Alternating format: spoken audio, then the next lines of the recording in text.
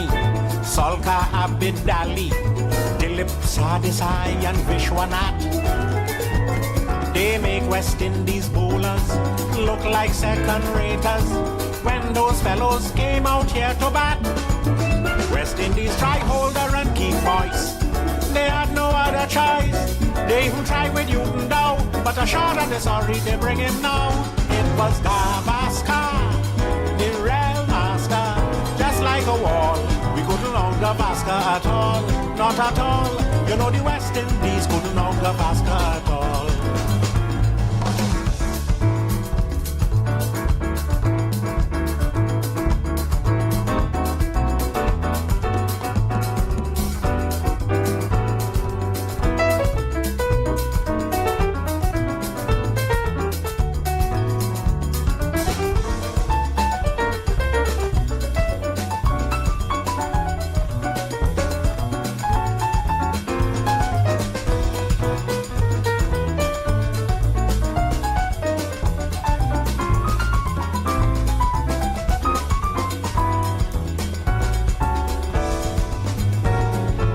Little Desmond Lewis, also Charlie Davis, they take a little shame from out we face.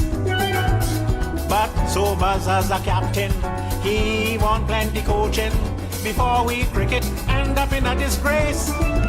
Beatty here that he became a father, he catch out whole first in the cover. But when Sobers here, he too had a son. He made duck and went back in the pavilion. It was Gavaskar, the real master. Just like a wall, we couldn't knock Gavaskar at all, not at all. You know the West Indies couldn't knock Gavaskar at all. You know the West Indies couldn't knock Gavaskar at all. You know the West Indies couldn't knock Gavaskar at all.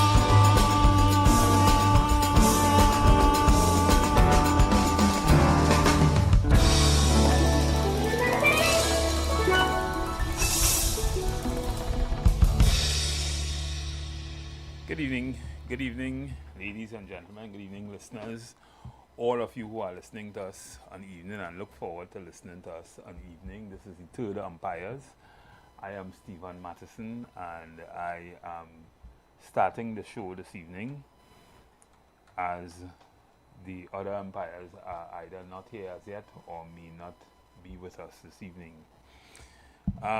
Good evening to our friends who listen to us all the time religiously in New York, those in Miami, those in London, Canada, wherever you are, and you are listening to this program. I am told that this is probably one of the more rational programs on evenings, and we want to keep it that way.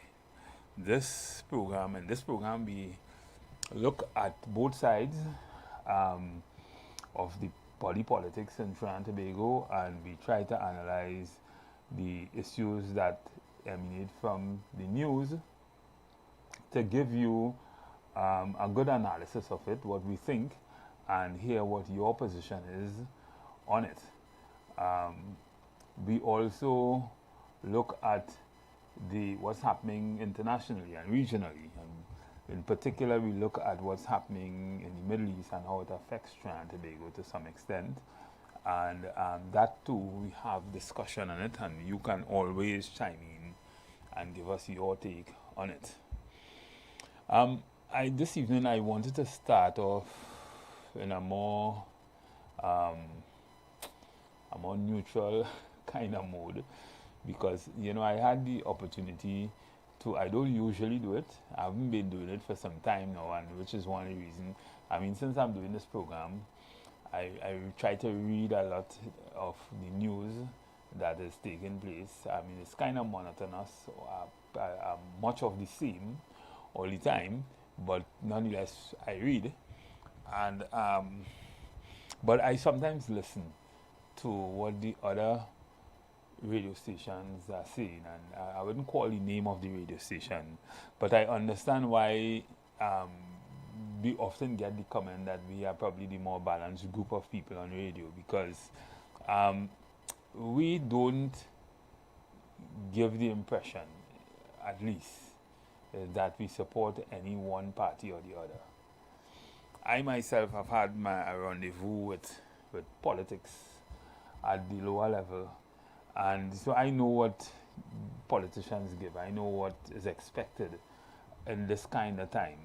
But I cannot come on radio and say what I don't see or what I don't feel or what I can't try to analyze it to suit any particular party or any particular group, because then I will not see myself as very credible. And you know, sometimes when I listen to some of the other commentators, I kind of get the impression that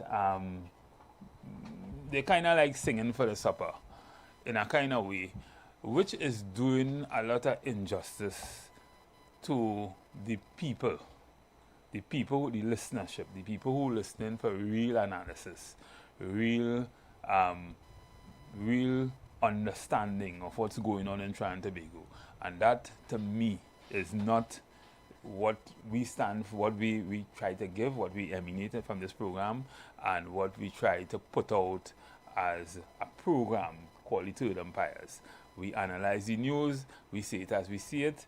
We, by ourselves, are in our own rights, we are professionals in certain areas, and we try to give you the news as we see it, right? So I want to also say good evening to my fellow umpire. He absconds very regularly, but he's here this evening, Mr. Selvon Mitchell. Mr. Mitchell. Afternoon, Brother Matheson. Yeah. We're trying to be good to the listening audience. It's good to be here. It's good to be here this afternoon. Yeah. Playing catch up. Is that abscond, you know, sometimes matters of state take precedence. Right. I know that. It happens with me also. Yesterday we didn't have a program because I had some serious issues to deal with. And today is my birthday, by the way. Yeah, today's my birthday, by the way. But I chose to come on the program today because I wasn't here yesterday. And, you know, a lot is happening. And we need to have those kind of discussions. So I was just saying that, you know, I had the opportunity to listen to some other radio programs where, you know, you have this kind of sheepish, following, and you're expected to be like that. I can't do that. I see it as it is, which is why I feel that I prefer to, it's either I do that or I don't do anything, right? I can't speak to what isn't, why I'm not seeing, why I'm understanding. You can't blame anyone for doing something like that. You have the agendas and who support you, you speak on their behalf. Right. You Well, understand? And yeah. this can take place. Harry supported me, I speak on Harry's behalf, he's Jean supported me. It come like a lawyer.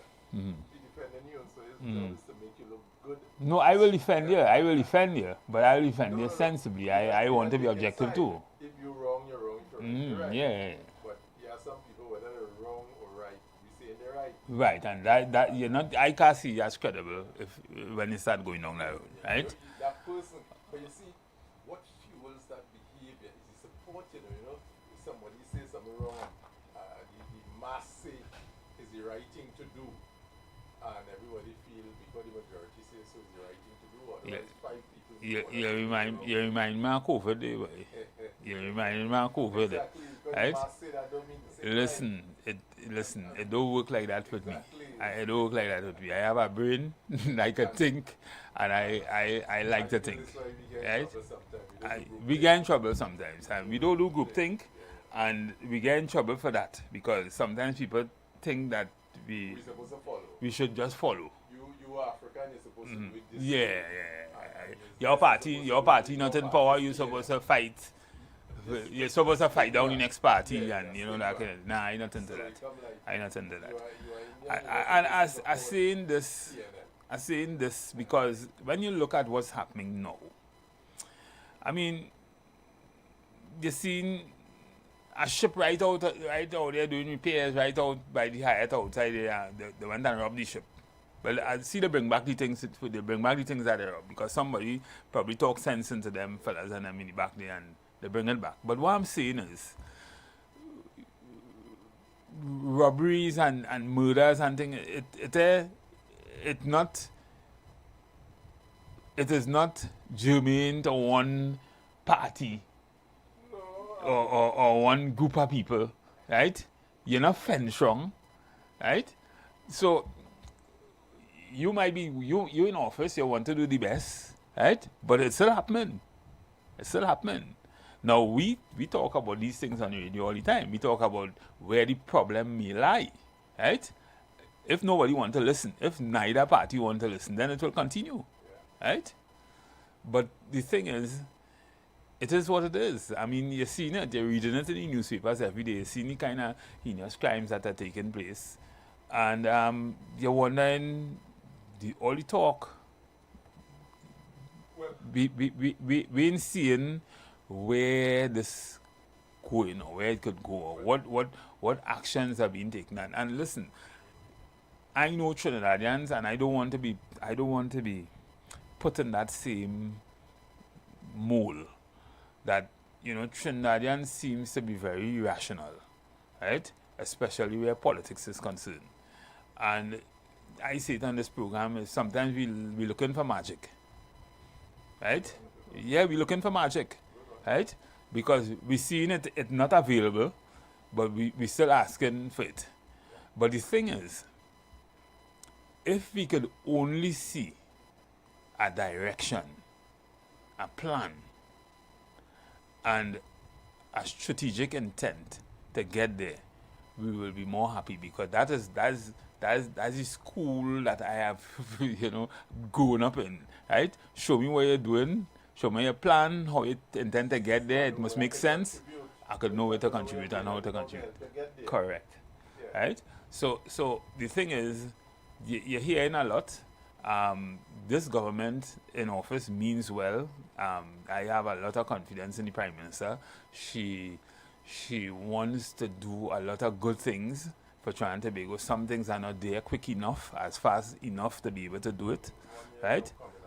We just in about a year, and she's accomplished a lot, in my opinion. But we have some areas that I am not too sure that they are taking, they're either getting good advice on, or they are taking the advice that they're getting, right? And that relates to policing and crime and that kind of thing. I say it on the program earlier and truly, you know, we had the Rousseau or something like that they call it, and policing school or policing in school or something like that. Those are two strategies that I totally are with you with, really and truly, from my standpoint of understanding security and understanding human behavior and so forth.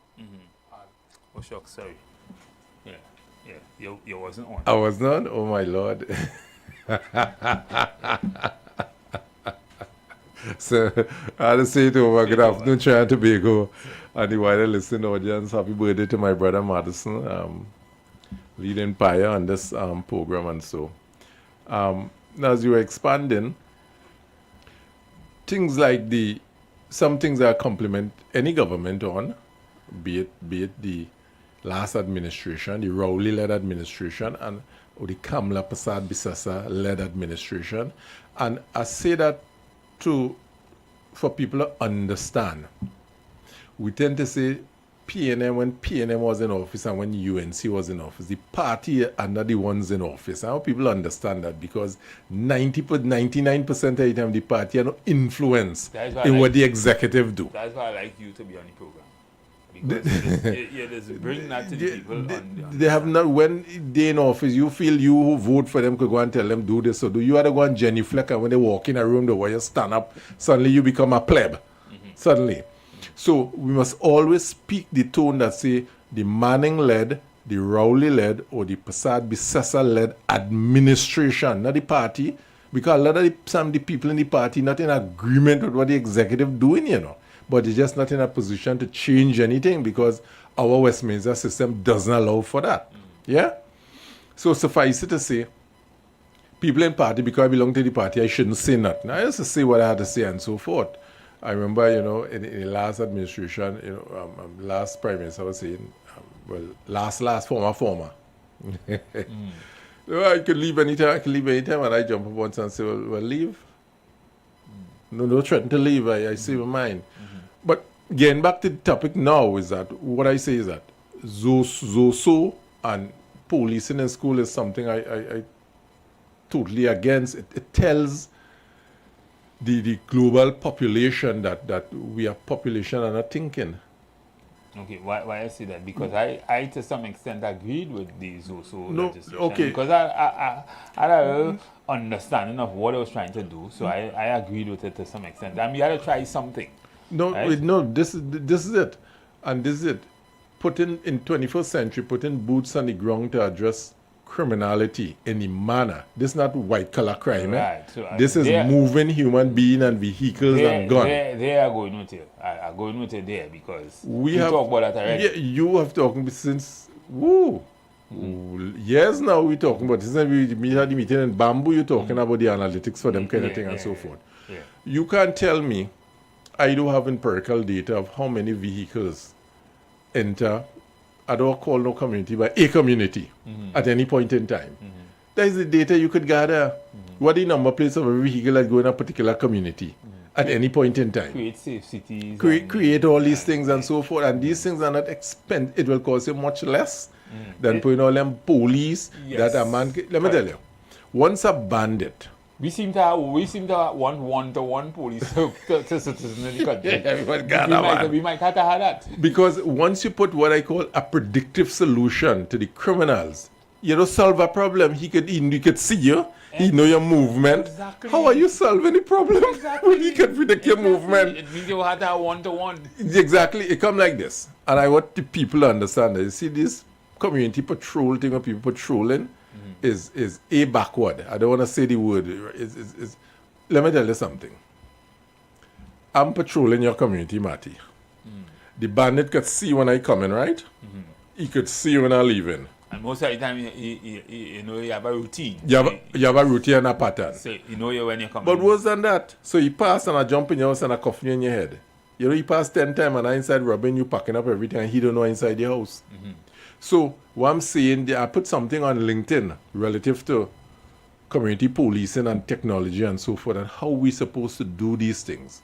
And these solutions are not is ancient solution before they're out so long, really and truly. This is why I say 21st century looking to put police with a little boot, a container thing, to do what? I'll just go somewhere where there no police and do my thing. Or doing it right under your nose. So there are too much. This one, there are too much technology we could put in place that is covert. That could be there. Nobody know they're monitoring them, and the police respond to technology, and that is where we are. I don't remember I sent this proposal to them. But in all fairness to the government, they are moving towards technology. This 3 years now I propose this to the police service. I'm talking about this administration, and I know it was.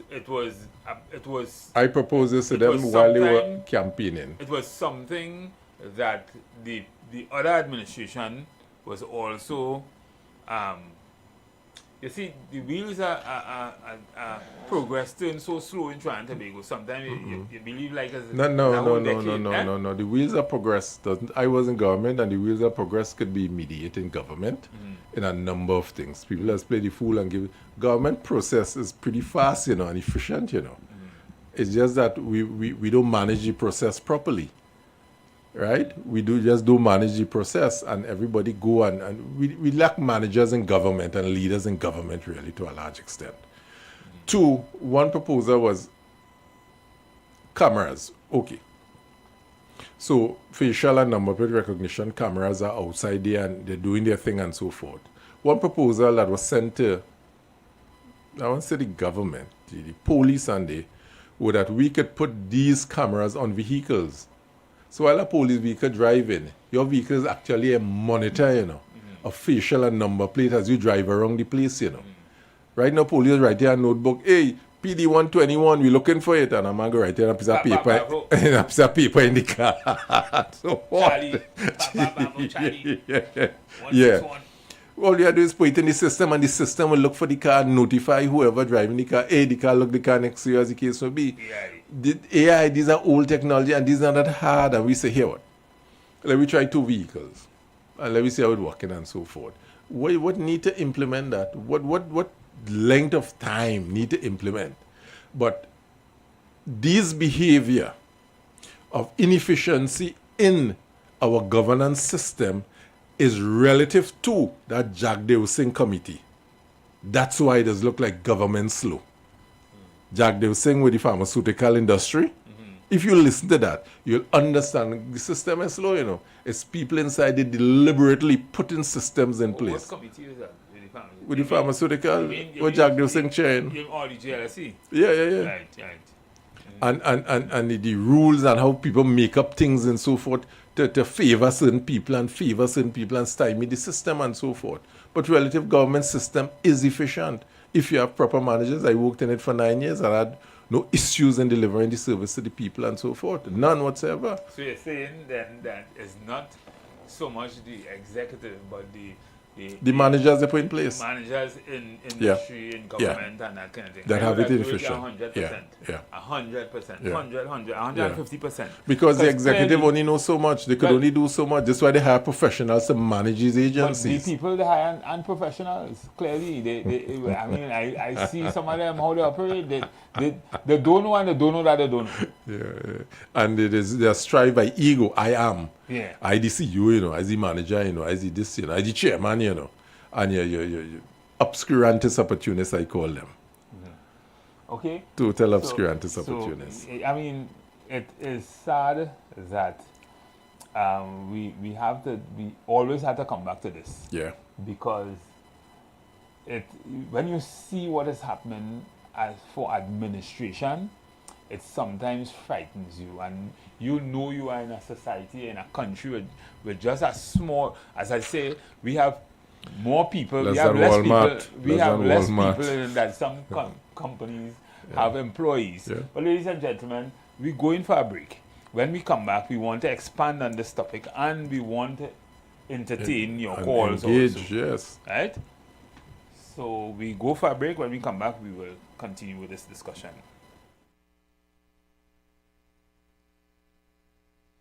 Bills on the street 919 FM.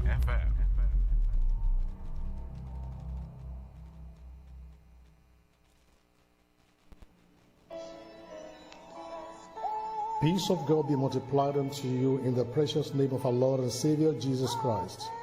This is Redemption Hour, a gospel program where God will reveal His mind to you on how to live a fulfilled life and to please Him in all areas. Join Pastor Femi Afolabi, the National Overseer of Deeper Christian Life Ministry, Trinidad and Tobago, and other seasoned ministers for a time of divine encounter as they minister and pray for you every Saturday by 9 o'clock in the morning of this station, Street FM 91.9. Our church is Deeper Life Bible Church, number 1 Cochrane Street, opposite Tunapuna Police Station, Tunapuna. The times of our services are as follows: Sunday worship service, 9 a.m., Monday Bible study, 6 p.m., Thursday revival hour, 6 p.m. The redemption hour is a life-changing moment you cannot afford to miss. For special prayer or counseling, contact Pastor Femi Afolabi on 778-9933. God bless you as you listen to this program. Jesus is Lord.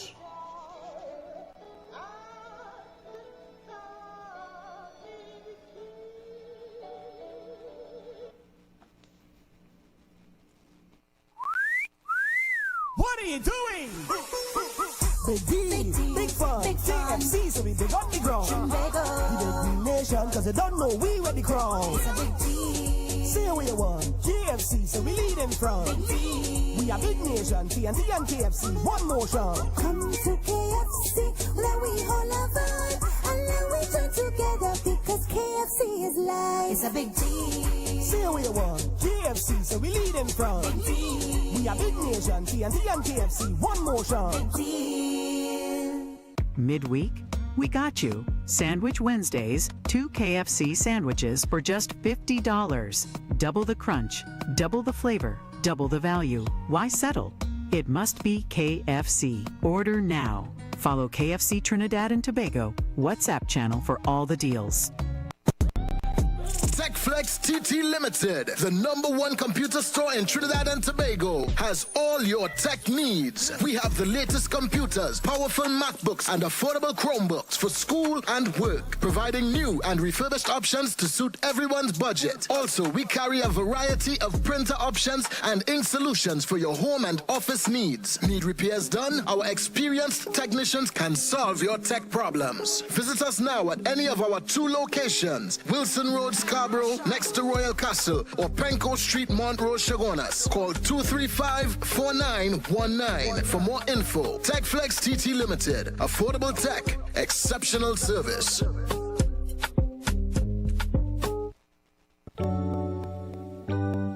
Blessings in the wonderful name of our Lord and Savior Jesus Christ. You are invited to listen to the Final Hour broadcast heard every Monday from 11 p.m. to 5 a.m. in the morning on the Street 919 FM. Hear my mom, Pastor Helen Garcia, and myself, Pastor Valentine Garcia Jr., preach the Word of God to the elderly, youth, and children. We can be contacted at 629-0113 or 623-8444. The church is located at 26 Prince Street in Port of Spain. We look forward to you joining us. God bless you.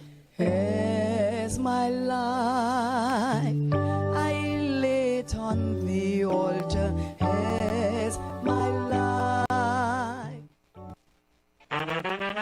It's a whole lot of flavor wrapped up in a twist. Some of them try to rap, but they don't rap like this. Because the KFC tenders and lettuce and carrots and shredded tortilla embedded, perfect wherever you headed. Dripping with that creamy mayo and that mambo sauce. Let me tell them one more time to get my point across. It's a craveable, crunchable, movable, functional, flavorful meal that your taste buds must endorse. KFC crunch twist, crunch twist. None of them, they don't make it like this.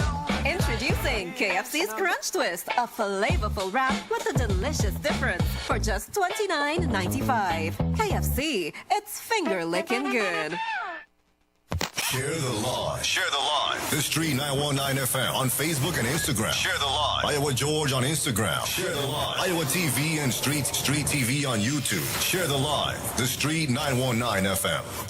Yes, ladies and gentlemen, callers and listeners, and I know you can probably join us. This is the time we would want you to join us and talk with us. We're on 342-0081 466-5391.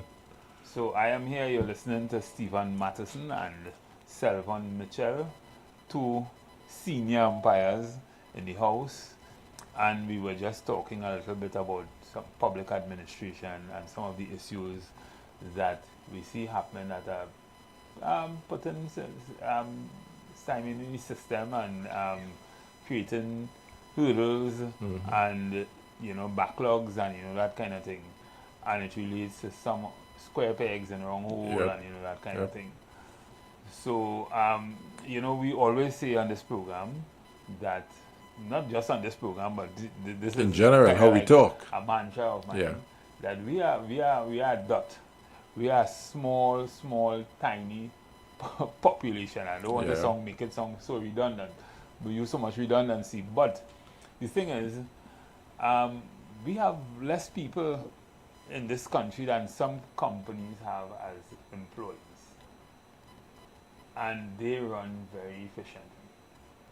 Nothing is stopping us from being more efficient in the way we do things and the way we administration our services administration. The thing is, we have for the most part, the incorrect use of our human capital. Incorrect use of our human capital, right? People go in offices, people in positions, and they feel their position is to be down an next person or to keep certain persons in certain places, and they are the repository of all information, and they alone can do it, and that kind of thing. And you have that coupled with other personalities, other different things that happen in the workplace that creates some serious problems in the system, right? Which becomes a stumbling block to progress. Good evening, caller. Good afternoon, gentlemen. Yes. Welcome. And good afternoon to your listeners. Oliver I mentioned a couple of things, and I realized that a number of our issues here are really compounded. Because in the example that we have with the Jack Geo situation where we seen what was actually taking place in with the pharmaceutical. Yeah. Right. So we have a challenge existing in some of these industries. And to add insult to injury, we just pick up a minister from anywhere who may not have any experience in the field, no qualifications, and just make him a minister to preside over this. So it's hard for him to actually identify the issues, right? Somebody who actually in the field has to spoon feed you. You don't have no experience in things surrounding that. And the thing is, if the thing already running bad, right? The people who in that field could present to you whatever image they want to present to you, and you really don't have a clue what's going on in the ministry. But or caller, the industry. In government and like this, you don't get a chance to be a student. A student, you know. It's either we pick you or we don't pick you. So if you could critically think, and you could go in and fix and understand the whole thing, learn the thing and understand it. I mean, that's how everybody learn. I mean, you don't get a chance to be a ministry don't stop for you to learn how it operates. You don't have no minister internship and all that kind of thing. You know? Well, the thing is, there are two things about that, right? There are two things about that. Seeing that we understand that it requires certain caliber of persons, especially if you're not too familiar with the field, you would need to be a critical thinker, a fast learner, somebody who have a certain amount of logic and understanding within you. Seeing that we know that, we ought to try to get suitable candidates, right? And the next thing about it is, when we know this, right, as a government, why are they not increasing penalties or putting things in place so that people will face consequences for their actions? And we're not just seeing a committee with Jabdeo, we're hearing everything coming out, and we don't have clear guidelines to follow. As you see, this person who created this and he didn't have powers to do this, and he exercised this power that he didn't have, there's a penalty outlined for them. This committee could go on, and then what happened? Nobody held accountable for what was actually taking place, where some people were being treated favorably. Conversations was being had between persons in the ministry and other persons outside was really not supposed to be taking place. My senior here usually give a good understanding of the role and the function of ministers and what they're expected to do. And sometimes ministers still does not understand their role and their place in what's... And I know that the Honorable Jolene John, she do understand it very well. She wouldn't get involved in something like that. Right? But you have people who try to sometimes influence the state enterprise to be able to do certain things to favor X, Y, or Z, and sometimes that is blatant. And when you audit the process like this, like what's going on, you see all the flaws. And what after exposing the flaws? Because apart from many persons knowing that this is what existed for a number of years, the fact that it is coming out through this committee now, we as Trinidadians have to ask, what next? Are we going to see an improvement in terms of checks and balances and persons not being able to carry out the business of any state enterprise as is their own personal thing? Are people going to face redress for certain actions that leave us in poor financial situations?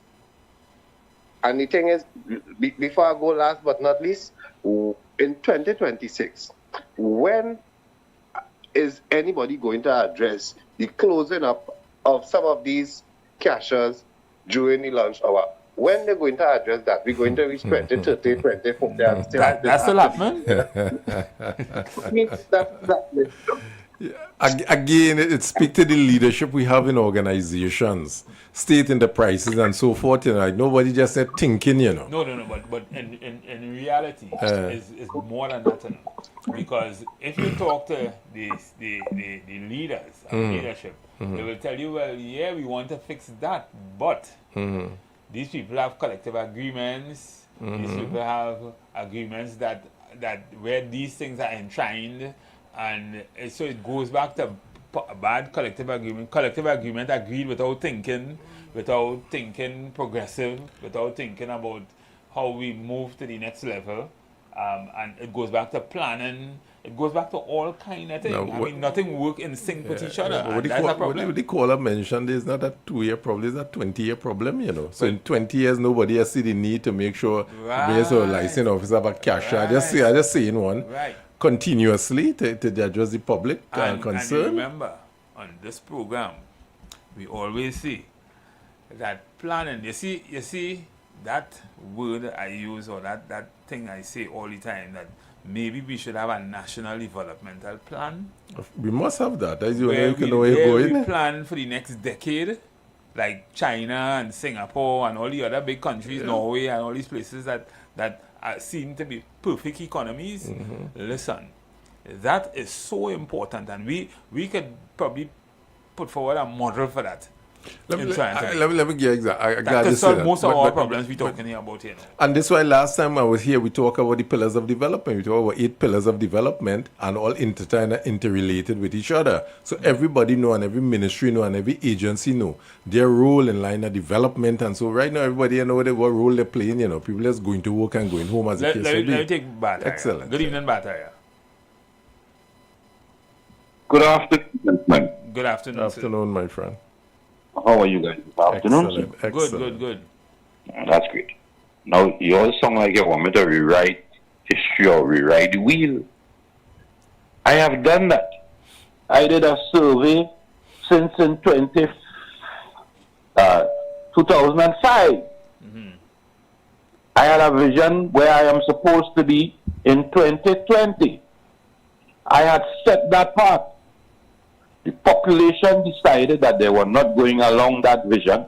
By now, I would not be paying excessive money for electricity that I have no use for. I would not have to send the former Prime Minister all the way to Japan to have a discussion with the Japanese government, because I have a debt for aluminum smelter plant that I had in place. So instead I export all this aluminum, force it in a container, sell it to some Pakistanis locally for cents on the dollar, them took it in a container, send it up the road, and they make all the money. I had a plan. I had a 2020 vision. I was stopping porting a ton load of foreign used cars that create traffic jam, and I was giving you a railway system. But Kola,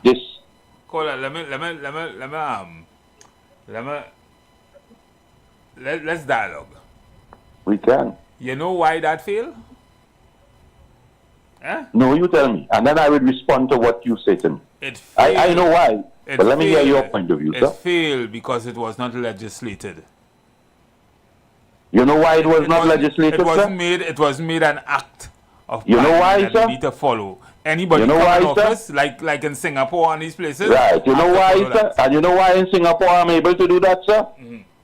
Because in Singapore, when it comes to the parliament, there is no religion, no race. There's a projection for a group of people to go forward. When we get there, you can't tell me about Harry or Paul down the road. And I'm going to upset the Munduro, or I'm going and you can't tell me that. We're going and put a road to go so for the next generation for 20 years. And here we're going on. In Singapore, everybody has had to put money in the bank, you know. You know that, eh? Compulsion. And you're entitled to get in a house after you acquire a certain amount and the size of your family. The things that the government could have do in Singapore, that's why you see we just compare Singapore. What we had to understand, how did the world see Lee Kuan Yew at that particular time? Well, remember when he was asked that question, he said that where I am, I can't do that. I have to do what I have to do. But the question I'm saying to you, how did the world saw Lee Kuan Yew at that time? As a tyrant, a dictator, Alright. Today, they praise the same dictator, So let me remind you, Dr. Eric Williams and Lee Kuan Yew was great friends. Went to Singapore and come back and decide to implement some things. And you know what the opposition said? He becoming a madman. The same thing they said about Mr. Manning and his 2020 vision. He come back and he turned to Lee Kuan Yew, and they criticized the plans that the government had to advance, and Lee Kuan Yew come back and make a statement, Trinidad and Tobago is a party culture. And remember that? And look where we are with all the resources we have.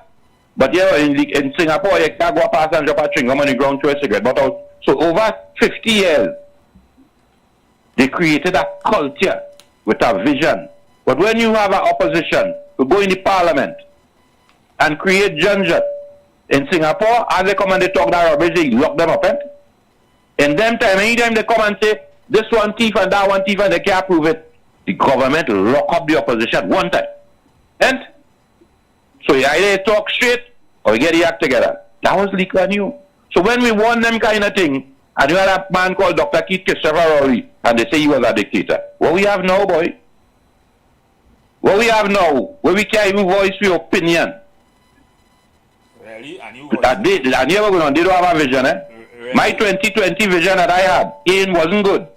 But what is theirs? What is their plan for the next 5 years? When you see when everybody win. Where's the plan? Where they intend to take us in the next 5 years? No, we could say that.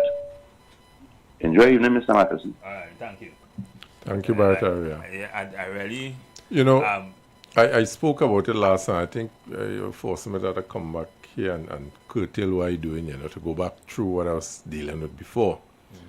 In the sense that it's not only Singapore use the model, because we use Singapore because it's easy to say Singapore. Yeah, exactly. But many other countries use a similar model that is democratic countries, Holland, correct, Norway, Sweden, you understand, Israel.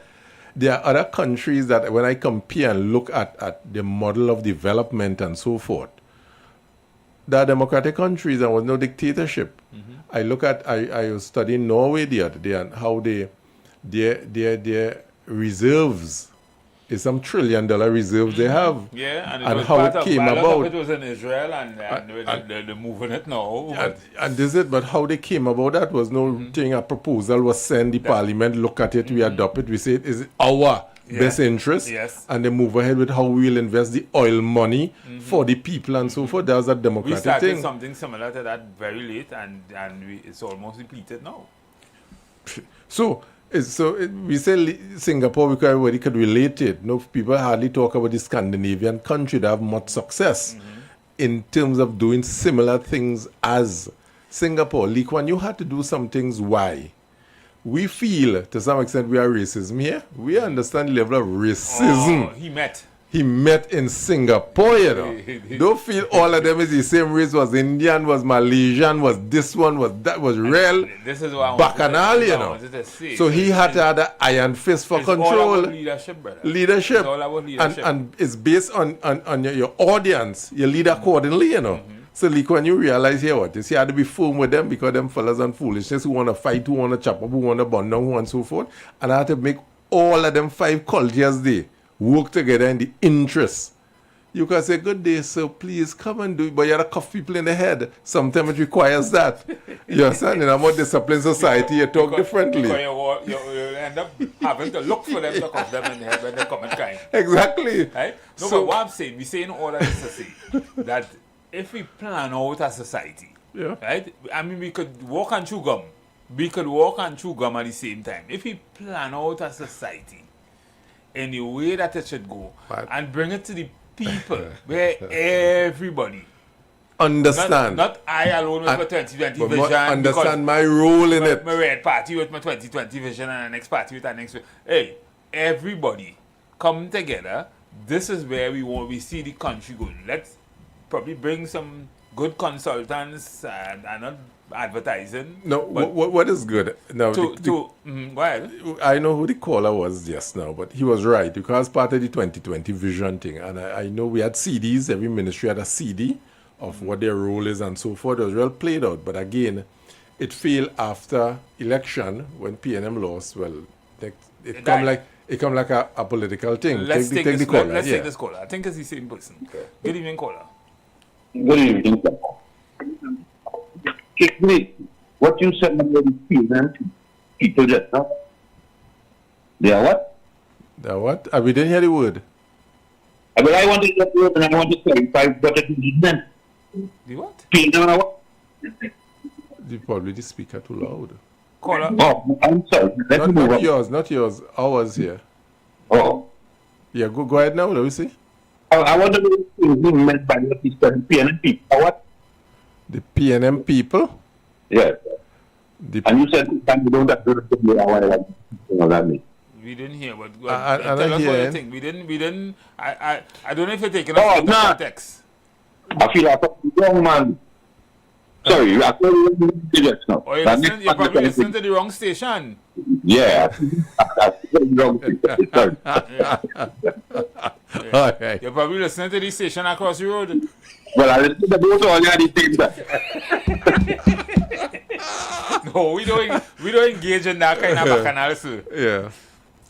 So the 2020 vision was predicated upon a good sound premise where private sector or civil society who came up with the 2020 vision, that's chaired by Arthur Lockjack, and you had a set of committees, had no politics in that, no politician chaired, no committee, no minister. Was people from UE, Chamber, and all them come up with this in terms of the pillars of development and so forth. Yeah? The weakness was, and you know, some of the persons that were in government after were part of that 2020 vision who talk bad about it, who was part of it because they were in civil society, who was in UE and so forth, end up being part of the administration after and then support it. And that the foolishness, trumped everything and it shouldn't be country must come first. Country had to come first. And I say that all the time, country must come first. So all the people who want to hear we sing that PNM song, all the people want to hear we sing that UNC song. You know, in some countries, if you go and you see an African just an African or Indian or Chinese, and then let's say they Norway, and you ask them, who are you? They are a Norwegian. They say they are Chinese, you know. They identify themselves based on the country. American, they say as American. You see as African. We have a premise of saying is African. We not have Trinidadian. You are Trinidadian, be it Syrian, be it from ethnic background, but you are Trinidadian. And until we take that personal responsibility to say this is ours. Well, a lot of us are ashamed of this of saying Trinidadian. Yeah, Trinidadian. And you go away from the West Indies or from the Caribbean. Once you say from the Caribbean, everybody thinks Jamaica, and they're done with that. Yeah.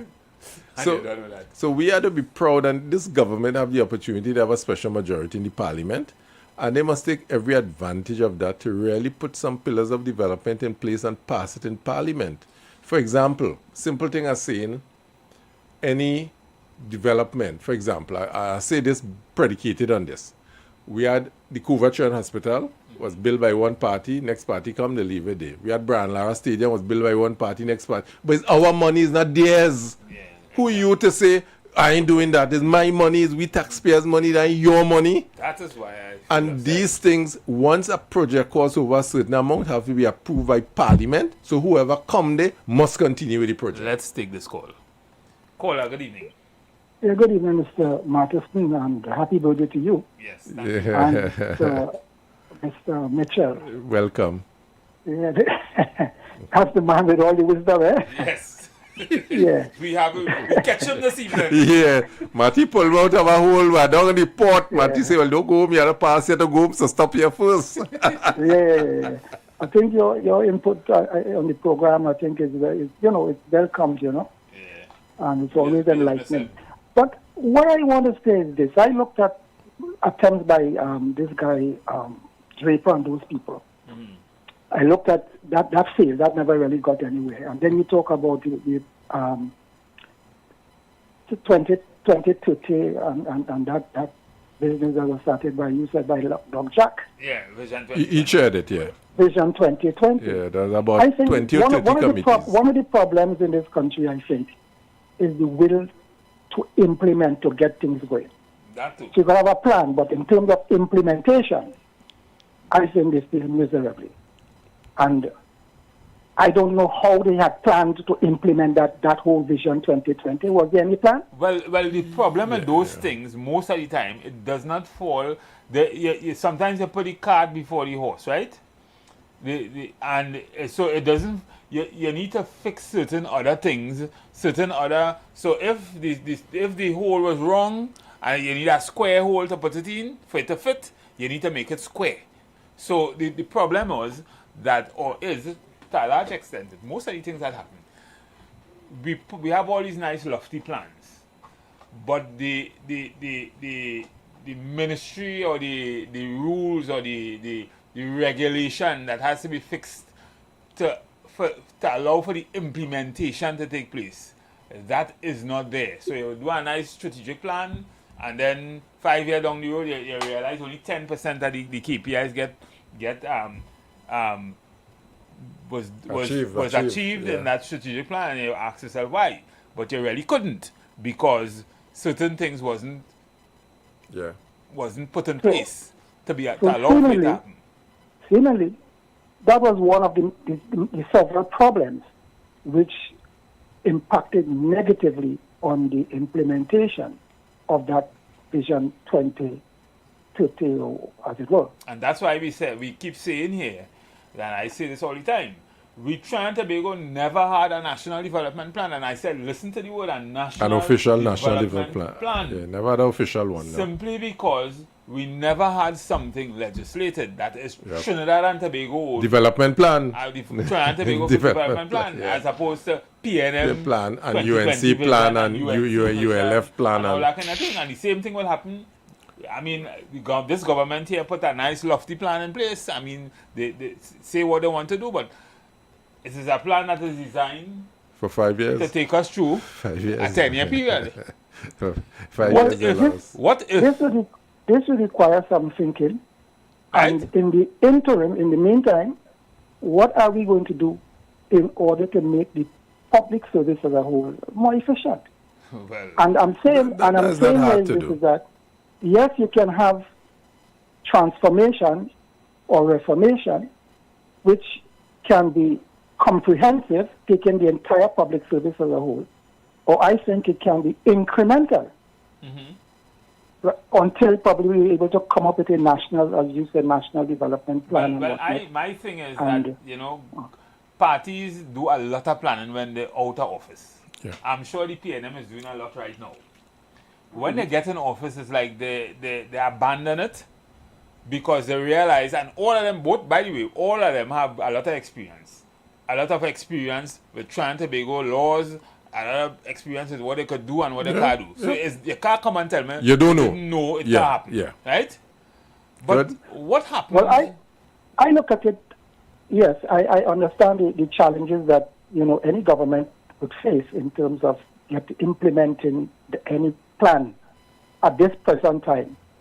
But what I'm saying here is that they could contemplate, they could go back to the drawing board, try to incorporate, get buy-in, try to get the various interest groups involved, the Chamber of Commerce, the same opposition and whatnot, and come up with a national plan, as Mr. Matheson would have said. But you have buy-in. And the question here is that when you come up with plan, the plan is not for your party or your government. The plan is for the nation.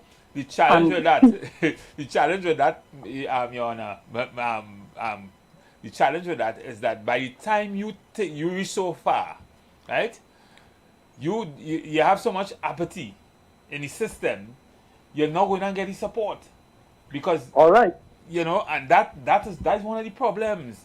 That's one of the problems that we see existing now, right? Yes, and that is why I'm saying that we need, until we can come up with some concerted approach to transformation, a comprehensive transformation, because that would also take into account the whole question of whether the usefulness of service commissions and whatnot, the question of portfolios or positions within the public service and all that. Yeah. But I'm saying, as it were, you have certain departments within the public service now, which the same permanent secretaries deputy permanent secretaries and whatnot, and those probably AO1, AO2, those people, the 3, not the 3, but the 4 and 5, and they have a role, as Mr.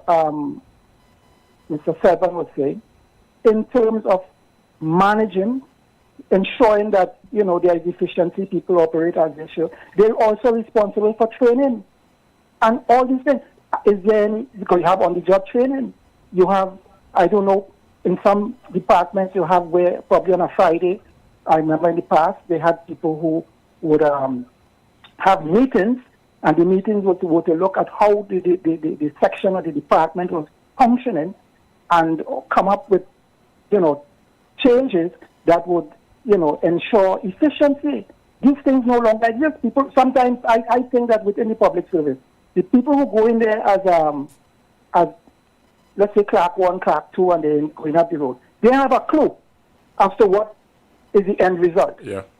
They're in a file and they're just filing and marking. Yeah, robotic. And everything, and somebody used to tell me a long time, he said, the public service, most of these clerks, everything is, they don't use initiatives.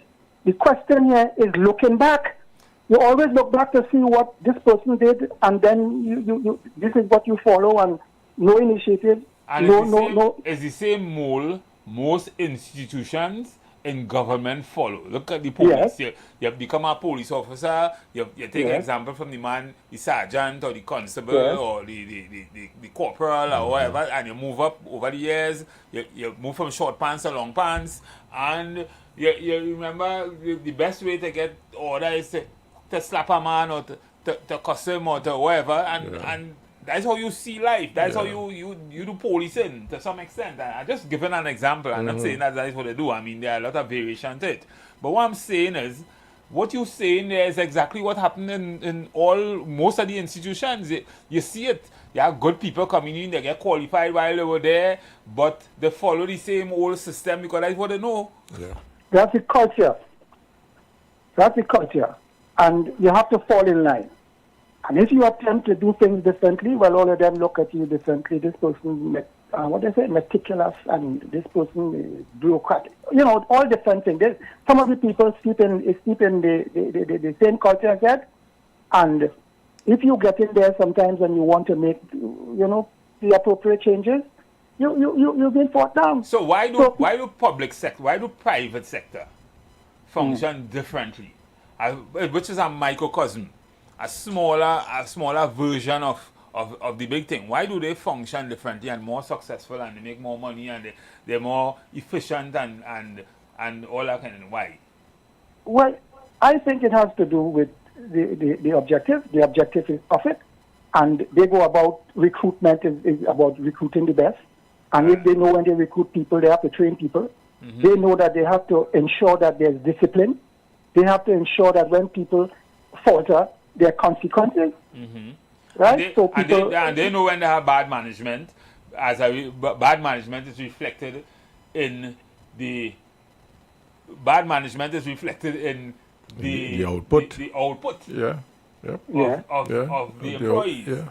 Right. Yes. So if you seeing failure happening down in the bottom, you as management, you are to send home. Yeah, not the worker. You are to send home the worker. You are to train the worker. You are to send home management. Yep. But that don't happen. We are sending them the worker. It's a bureaucratic thing in government, state-owned enterprises. They don't answer to nobody. Yeah. But you see failure all around you and nobody going home. Well, the thing about it is that with the private sector, whether the company is operating efficiently or not, it is reflected in the balance sheet. Exactly. Exactly. And the shareholders' interest is paramount, but not in the public service. The public service, and instead this public service has deteriorated badly, And somebody was telling me some years ago he worked in one of these protective services, and he said, well, when he went there, he worked there, and it was under the colonial, and probably 1962, 63, and there was. Recruitment was very stringent, and what he was saying is that the question of succession planning and understudying and all these kind of training, on-the-job training and all these things, that those things were present. These things are no no longer present. So I'm saying that all I want to say is that, yes, while we move towards developing a comprehensive plan for reform, there are things that we must do now. And I'm saying that, yes, you have these different departments and these permanent secretaries and whatnot. They must be given the task, part of the task, among with other experts, people who, like Mr. Silvan and those other people, people like him and your goodly self, could be recruited to help with the process. But I don't know how you could run a government with a very inefficient public service. How could you run an efficient government without an efficient and effective public service? You spin it up in mud. Spin it up in mud, yeah. 100% agree. Correct. So I would. But there's a challenge, and we say these things kind of like oversimplifying the situation, but not understanding that there are challenges when you're in government, and some of the challenges have to do with some of the institutions. You have trade unions, you have collective agreements, you have things that are already enshrined with the challenges in it. So you find that fixing it could cause more problems. Trying to fix it could cause more problems. Look at what the chairman of the ERHA said. And look what it caused. But he might have had good intention in what he said. Right? Yeah, but Mr. Matheson, if you see, when you're a minister in government, I was never a minister, so I may look at it from a theoretical perspective. But I am saying it's not what you do, it's how you do it. And if you want to make changes, for example, in the transport area with respect to those cashiers, if that system, the old system exists, you meet with the unions, you communicate with them, you sit down and talk, you dialogue. And I think some of these people, not all, some are reasonable people, and they would understand why the reform. But you may not have anything to bargain with them with. So if you don't have nothing to bargain, you want them to work more hours or to work through the lunchtime or to rotate the hours or whatever, rather than everybody going for lunch at the same time. When some people could come for 7 and some people could leave 3, some people could come for 9 and leave 5, and you have people working there all through the lunch hour and all through lunchtime, so you can better serve the public. Yeah, but the collective agreement may not say that. The collective but agreement I'm saying that there are other things you could put on the table. You could give them time off. You could, compensate them with respect to time off and that kind of thing. There are things you could think. One has to be creative, and I'm saying that we don't think here, and as you rightly say, critical thinking. So it's not necessarily dollars and cents. People, yes, at this point in time, people want money, but I'm saying that some of the things that could be done within the public service and even in terms of even the private sector could be done by taking the right approach. So I don't know, but I take your point. But I'm saying that, yes, you need to give them the incentive in terms of they may very well want money instead of time off and all these different things. But it has to be done. Something has to be done, and that is where in the public service and in Trinidad we don't have too many people with ideas. We just follow a path, something being done so, and we're going down that road. You see it in the police have a way of doing things, and today it's the same thing over and over. We're not thinking out of the box. We're not creative. We're not probably looking at best practice internationally and whatnot. And in order to better the function of the department or the police or the public service and whatnot. And I just one thing I want to say before you cut me off, because I think I've been long for a long time. Before the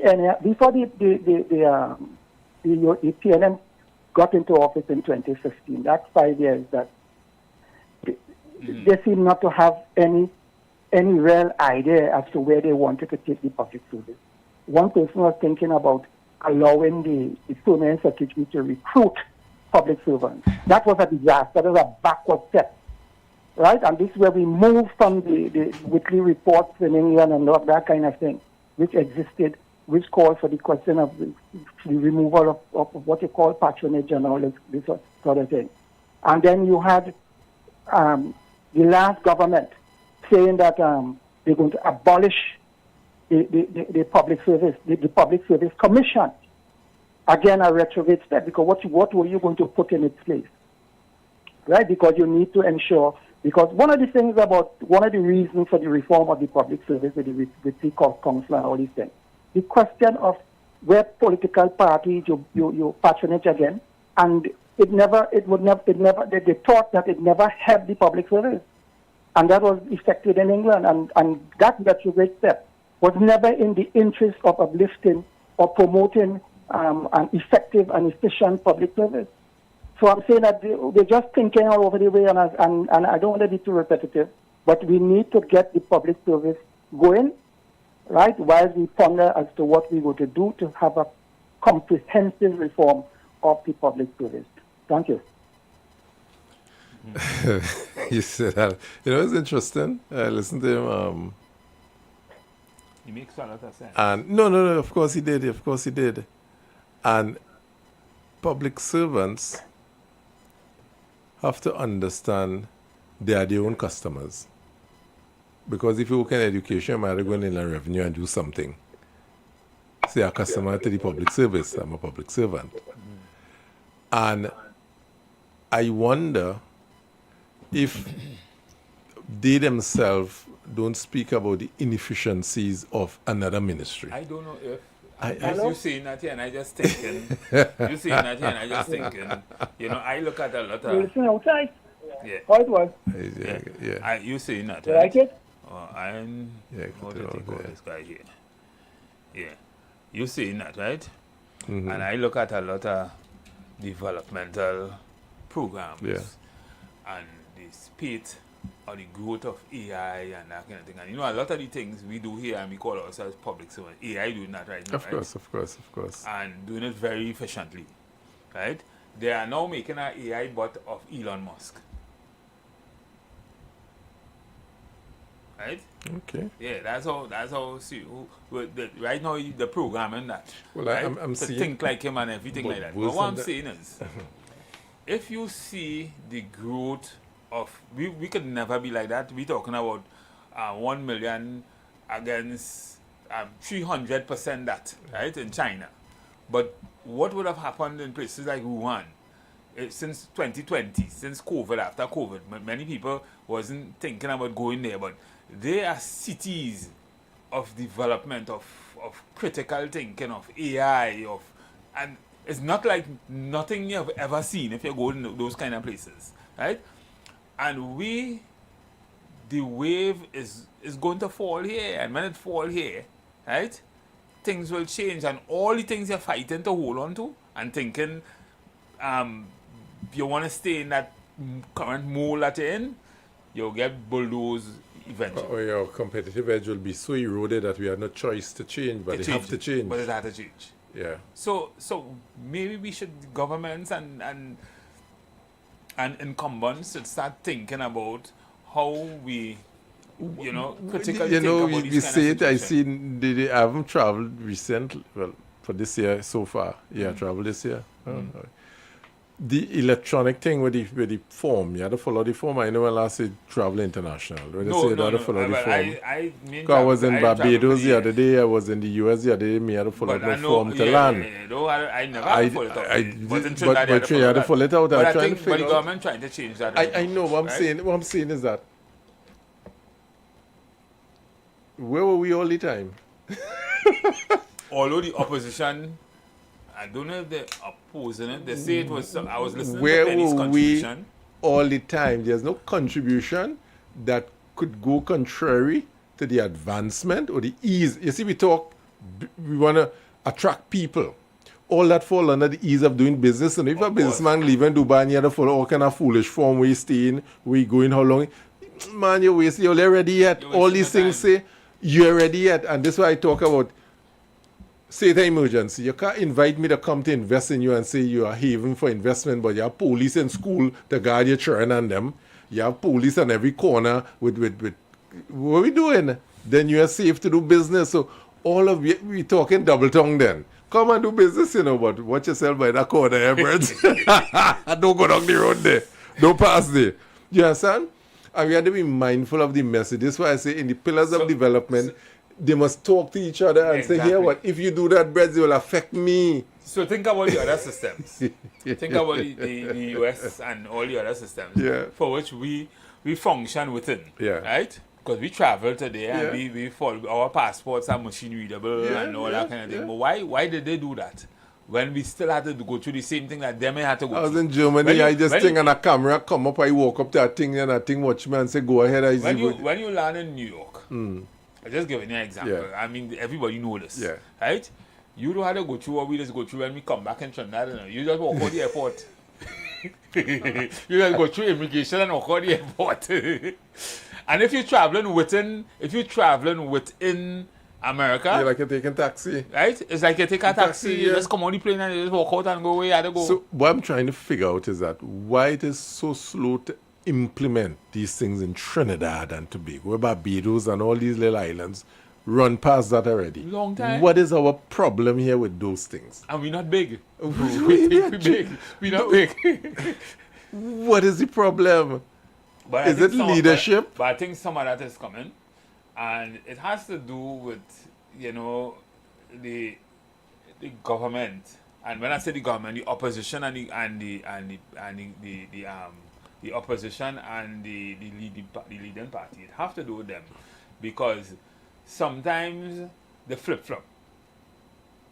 When I'm in office, I agree to this, I want to stop. When I'm not in office, go against it and so forth. Against it. And people like call them out on that. That's to me, childish, I call it a simplified word. That not good for development. Yeah, very. But you spoke something earlier about the present administration, the current present administration have a plan, some strategic plan or something they have. The manifesto thing. Yeah, is that right? No, besides that, the thing that was launched some time ago, I'm trying to remember what it was. Where it was in, where they show up all the bill and all kind of thing. But they had agriculture in that and so forth, or will agriculture play in that? Well, what role policing played in that? What role social development played? Your development plan it had things for that. Must encompass that, but more than that, prisons and no, but more than that, a development plan cannot be lodged, as you know, as one who conduct retreat for a number of companies and so forth. You having your development plan and only a handful of people know it who have none to do with it. Well, look at the crowd. 90% of them have none to do with implementing your plan, Right, so this is what I'm saying. And what I'm saying, for a plan to be effective, when I saw Kennedy, I think did something with his ministry when he started with the vision and mission. I applaud him for that. But it stopped right there. There must be a drilling down of the vision.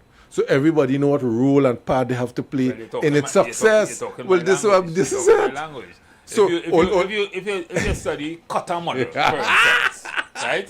You have to get buy-in from everybody. Of course, because they could undermine the thing halfway. That's our problem. So you have a company with some state agency. You haven't seen a vision or a mission. A mission, I don't know. But even if it's there, nobody know what it is. Nobody was part of it. Exactly. And the bashing retreat and thing. Retreats are important. It's necessary. But it's necessary to have everybody in it. So This is why a worker that goes to work, we use public servant, we're not bashing, we're just using it as an easy one to roll out example. And you do see the importance of or need to stay by your desk whole day because he doesn't understand your important role that you play in the efficiency of the organization as a whole. You don't see it, nobody never tell you, well, if you're not there, and some family of mine had to go to do a funeral in South this week here. And they had to go to the corporation to get some receipt thing for the digging of the hole and so forth. When they reach in the corporation, they reach early. Corporation didn't open yet. When they open, they tell them, well, the person who was dealing with that didn't reach yet. So I asked my question, the person didn't come to work today. Nobody can deal with it. And there's the no burial taking place because that person who does deal with it, they come yet. And we had to move out of that regressive, backward kind of behavior in terms of our management model. No, I can't blame no minister for that. You must have somebody who running these agencies must realize that the efficiencies of the agency is wanting. This is why, I mean, I'm glad to say two things. While I was in local government, we had retreat, Salibia. Yeah. We started to have the retreat to bring everybody by. We brought in a consultant to start a retreat. So everybody will be on the same page with a vision. And then we started to do the ISO certification. That, had I stayed in government, that would have been the first ministry that is ISO certified 9001, you know, in its systems and processes. We started having meetings with Bureau standards. Now, people say how we could make the public service efficient. There are a lot of international best practice standards. I call it ISO. But for now, in terms of how you process your management processes, things that you know, and Emerson and all them fellas, and then we have people who understand these things, right? That we can, so it's not rocket that we have Bureau standards for to set standards for ministries and systems and processes. Why are we not using it? Jesus Christ. No, we will come on radio and we'll try to break it down for you. I mean, we know all the scientific terms, we know what has to be done, we do this, we live this. But the thing is, the people who runs government to a large extent, they know that too. I don't know if they know it. When I came, okay, when we were there, I know things, so I pushed for certain things to take place. When I left, it stopped. It's not the people that didn't know, you know, but I work. All that hard work, boy. Okay, for example, every activity in the ministry must have a process map how to do. There must be a manual. If you buy you're filing in the accounts, process must be written and clearly defined for the worker to so implement process. So there's a standard way of doing something and it forms part of the ministry's business continuation plan. I'm going too far here, but I had to go there. For the business continuation plan to be relevant, all the processes must be clearly defined. Some people go to work and know what to do with any draw and on holidays. A year coming on next week, but any draw lock. This is a real thing I'm talking about. But I give a live example of something that happened this week where they went to the corporation and one person said, well, the person who was dealing with that to get the receipt to dig the hole for the funeral. Earlier, you had to wait. They come about Minister 9. So Minister 9, we get the receipt to go and dig the hole. So I say we didn't come today. We had say that man falls sick today as they usually. And that is the weirdness of the system. This is it.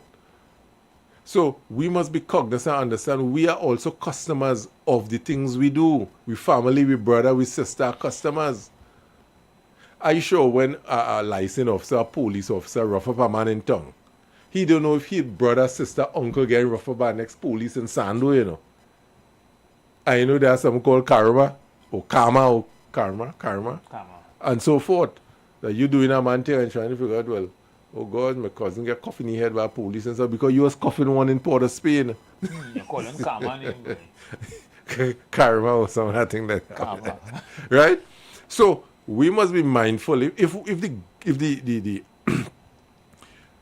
administration have a majority in parliament, if they have a plan, the plan mustn't reside within the party organs, but must be drilled down to those who are relevant or necessary for those plans to be implemented for the success of the country. You keeping it by yourself don't help nobody really and truly. Really and truly. To say I do it. Oh. It's not a matter of it was under us for the money of the people. The people is my money. This right? Why when the Trent Hospital stand up in Couva there and the Brian Lara Stadium stand up there, I say, well, it's my money the people playing the fool with here, man. They just go to waste.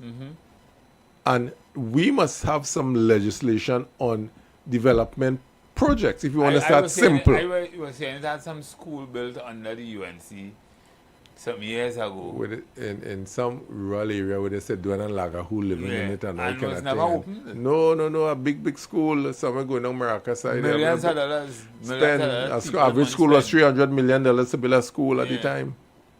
And we say, well, Pande built that, so we opened that. Who built that? And we opened that. And we then applaud people who come on platform, and I realize that 300 million could have feed a number of people and so forth. Open the school, or talk to them and say, here, what's going on? Don't open the school now, boy. Let me do some other thing. Oh, let's talk now, man. 41, oh, let's talk now, man. Oh, let's spend any money bad. Well, let's spend money bad, but what I'm saying, Trinidad is not a,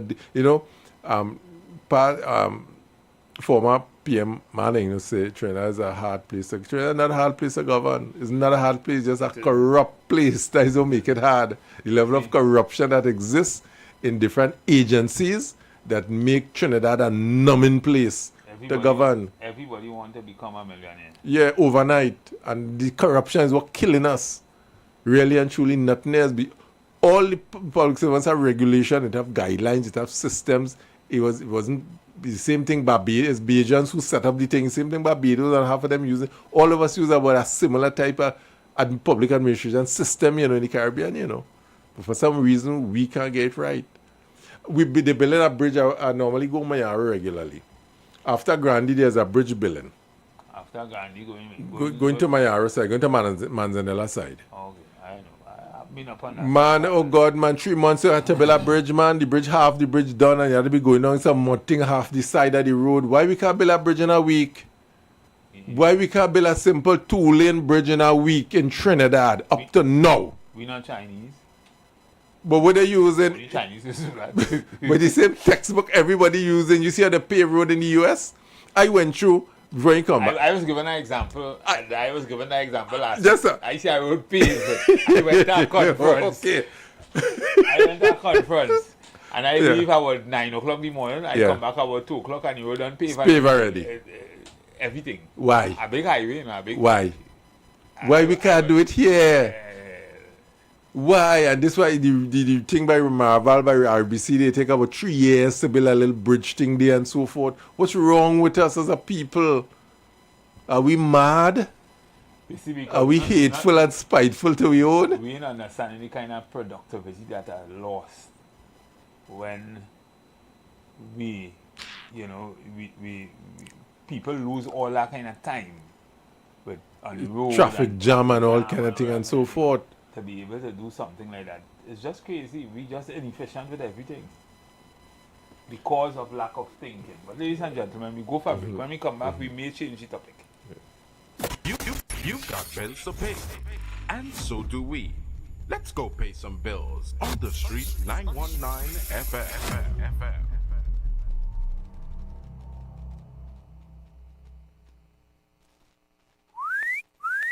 What are you doing? Big D, big fun, KFC, so we big on the ground. The big nation, cause they don't know we were the crown. Say what you want, KFC, so we lead in front. We are big nation, TNT and KFC, one motion. Come to KFC, let we hold our vibe, and let we join together because KFC is life. It's a big D. Say what you want, KFC, so we lead in front. We are big nation, TNT and KFC, one motion.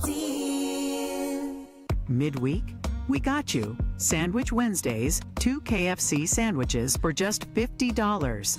Double the crunch, double the flavor, double the value. Why settle? It must be KFC. Order now. Follow KFC Trinidad and Tobago WhatsApp channel for all the deals. Better living starts at Furniture Plus. Get up to 50% off on furniture, appliances, mattresses, and more. Plus free gifts with select purchases and just $1 down on credit plans. Don't wait. Visit Furniture Plus today. There's some advice when you hear it. You know one time is good advice. My granny tell me a hot cup of good and natural ginger tea first thing in the morning does wonders for the body. Good and natural ginger tea in its single-sized packets is excellent for flavoring your cooking, salads and desserts. But what was news for me is when my granny say a hot cup of good and natural ginger tea helps with nasal congestion and colds, stomach problems, migraine headaches, and it's really good for arthritis in the body. Made from freshly crushed ginger root to get that strong ginger taste and aroma so soothing. Good and natural ginger tea available with or without sugar, so all you need is boiling water to get a cup going. As the old people say, don't take flambeau to see in the night what you could see clear in the day. Good and natural ginger tea. Good advice to start your day right. Is a whole lot of flavor wrapped up in a twist. Some of them try to rap, but they don't rap like this. With crispy KFC tenders and lettuce and carrots and shredded tortilla embedded, perfect wherever you headed. Dripping with that creamy mayo and that mambo sauce. Let me tell them one more time to get my point across. It's a craveable, crunchable, movable, functional, flavorful meal that your taste buds must endorse. KFC, crunch twist, crunch twist. None of them, they don't make it like this. Introducing KFC's Crunch Twist, a flavorful wrap with a delicious difference for just $29.95. KFC, it's finger licking good. Share the live. Share the live. The Street 919 FM on Facebook and Instagram. Share the live. Iowa George on Instagram. Share the live. Iowa TV and Street TV on YouTube. Share the live. The Street 919 FM. Yeah. Yes, ladies and gentlemen, we are back. And I wanted to change the conversation a little bit. Mm-hmm. Because, you know, we saw what happened in Iran with this war that is taken, but with this, what I don't know what to call it now. Yeah. Conflict, we just call it conflict, yeah. And we saw what, and we would have analyzed that to a large extent here. We saw what happened over the weekend and the fact that we didn't get an agreement, and then we saw that Donald Trump decided to try to block those who are allowed to pass through the strait, block them. Yeah. So, but yet America is boasting that they have more oil than Saudi Arabia and Iran put together, right? Now, I wonder if people understand what are the consequences of what America is doing, and if America themselves understand how it's going to affect them. Well, it's already affecting them. You know, gas have doubled in America. Right. Eh? So a lot of And the people pumps. thinking, well, okay, because there was an argument some time ago where America have more gas and more oil and that kind of thing than everybody. But when you have inflation, America just have reserves, you know, so they use thing, and when something happen, they use what they have, but they wouldn't use the reserve at world market price. no, but they can pump. They have oil. Yeah, but right? Insignificant to the consumption. But but the thing is, what people don't understand is what's happening across there, and which is why I say that Trinidadians need to wake up out of the sleep, because Wake up is an understatement, my friend. Because you know what's happening. I don't know how long the government might be able to hold the price. When the price of gas and the price of oil and that kind of thing, those things are world market. Those things are we don't in any way. Well, what happened? Our price will be impacted. We call it time bound in the sense that when the conflict started, a number of ships were already out going to deliver crude. Right.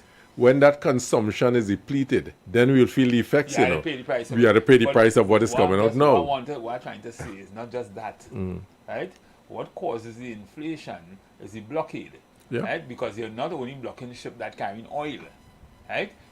You're not only blocking ships. It's cargo ships, other ships, the ships. And these ships, it becomes more insurance expensive. goes up, everything. To do business. Yeah. So it means that everything will be passed on to the end user, the customer. And it not only affects us here or people in Europe, it affects everybody all over the world, right?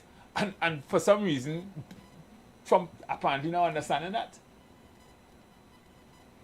Well, more than that, you know, we see, I always say something. This is why we had to mind our business to a large extent. Because Trump will do what Trump had to do in Trump's best interest. Trump is saying, well, why do I go to Trinidad, go to pay more for gas? That was not his agenda. The question is, are we doing what is in our best interest in terms of how we manage our economy to deal with the impact of these excursions outside there? That is why I said what I said. The impact, and I say this all the time. The thing is, we might be thinking that we're going to benefit significantly. We know what 40,000 barrel of benefit is. Right, so we might benefit. We might benefit for 6 months. But it will get eaten away by inflation. Because we had to understand something. We're in a precarious position. We're on a knife edge. You know why we're on a knife edge? We don't have petrol no more. 100% of our fuel that keep our economy going. Now we don't have petrol. We don't have the refinery. Because petrol wasn't really closed down. Well, listen. All right. I'm not going. Well, okay. The PNM argument is a probably administration argument that I ain't going on the other mongoose hole, the refinery. Well, you have the other one who sell the marketing gas. I mean oil and that kind of thing. Well, potato, yes, really and truly. So that ain't gonna fool me with words. Linguistic, ain't gonna think me this hour. No. The refinery was closed down. Right, the refinery was closed down. We import 100% of all our fuel. Yes? So we're vulnerable right now. Because if it shifts, if Houston shift, if Mexico shift in terms of prices, we had to pay the price. And who are the corn will feed the fowl. So at the end of the day. And if America them start a hoard, you're not getting none. That's what we say. Because men say about themselves during crisis. But when America took Maduro and they thought it was going to get Maduro oil, what happened? Most of the oil magnates back. The back, they said, we are going there. We were there already. And we saw what happened. We're not going there, so you figure it out. Yeah. And let me take this call. Good evening, caller. Good evening. Good evening, Jeff. Afternoon. Good afternoon. Ma'am, thanks for correcting the gentleman sitting down next to you there, you know. You're the first man in a long time admit to something that I've been saying for the longest while. Petrotrin has a debt. How much was it? 200 and something million, how much? That was due. So, they had to close down the refinery, one of the losing business in the business of the refining in Petrotrin, which was the refining. So yes, we might have been refining gas. No. But then we was refining gas and losing $7 on a barrel, and then we subsidizing the gas to the citizens of Trinidad and Tobago on top of that. And every time the price of oil goes up, it costs me to find US dollars to buy the oil. The only thing I was benefiting from that technically is that I was able to sell the gas to the CARICOM in US dollars, and I'm still doing that under this barrier that I have now. You see what's happening in the country that is the biggest booming country economy in the CARICOM? People are lining up in petrol stations for hours in Guyana waiting for fuel. So I asked the question 2 or 3 weeks ago when this thing started, because the Minister of Finance, who is also a Muslim, who considered the American Zionists. So I said, well, I know he can't go there to ask for no money. What is he going to do now? Because the Minister of Energy is telling me, yes, I get a windfall here. But every time you get a windfall, the cost of gasoline goes up in America, and we buying it to come here at a subsidized price. The only way we maintain our profit is when we sell it to Guyana, Barbados. So you see what Venezuela was saving the CARICOM? Because we had Petro-Caribbean, so Jamaica was getting, Jamaica created its own refinery, and Jamaica don't have its oil, because it was able to get cheap oil and at a term that you could pay when you have money. But America didn't want that, because oil is traded in US dollars. And I said to somebody some time ago, Iran telling them, me don't want no US dollars, you know. I want my money in yen or wherever. So Trump decided what going on. Since you only allowing certain ships to pass so for you to benefit, and you want to share in the taxes because Trump did come with that solution, you're going, that's a good idea, you know, you go share that money together. And Iran said, that ain't going on. So Trump decided what going on. Since you only allowing ships to pass to eat our food, I ain't letting nobody pass. So he intended to starve everybody. So, there what they're telling you, oil is still cheaper than what it was under Biden at $5. Like them who doing the juice to justify that. Just like what happening here. They're coming up with all kind of, the PNM nurses, the nurses now PNM nurses striking. See, I have a man who was on this radio program on a government, I shouldn't say government, on a state-run radio station, telling us now that the nurses at PNM nurses. Try ask myself when you was here and trying to convince them same nurses, the same people. Enjoy the evening.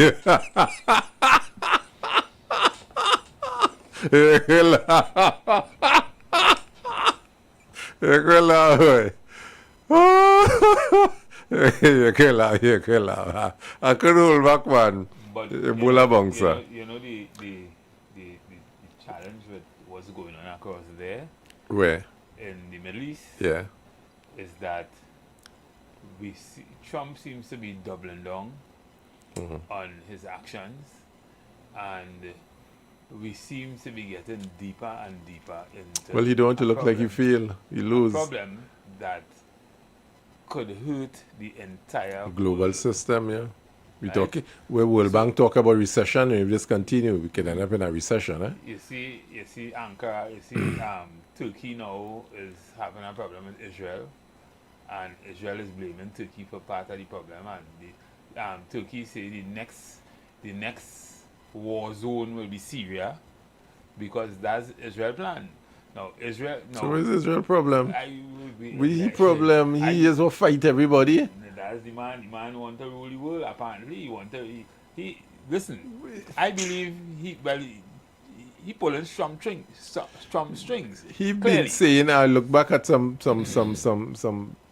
records. He been talking this thing about Iraq since the last 40 years. Iraq have a missile. Iraq gonna make a missile. Iran gonna make some ballistic missile. Iran. He been preaching this on something he just have against these people for whatever reason and so forth. And they keep this conflict since I smaller here now, but this conflict in the Middle East with Israel and all of them always fighting. Isaac and Ishmael, as far as I'm concerned. But the people who saying they are the chosen ones, or they are the aren't ready. Well, who is the chosen one? The Israelites? I don't know. We don't go wrong the scripture rule. Maybe somebody could call us, because when Joshua and them fellas and them. Because Hitler had a problem, it's Hitler problem, eh? But clearly, Hitler had a problem, eh? Clearly Netanyahu is Hitler incarnate. Okay. So I talk Petrotrin from the standpoint. People went with the argument that Petrotrin had this debt, and if people understand the economics of it,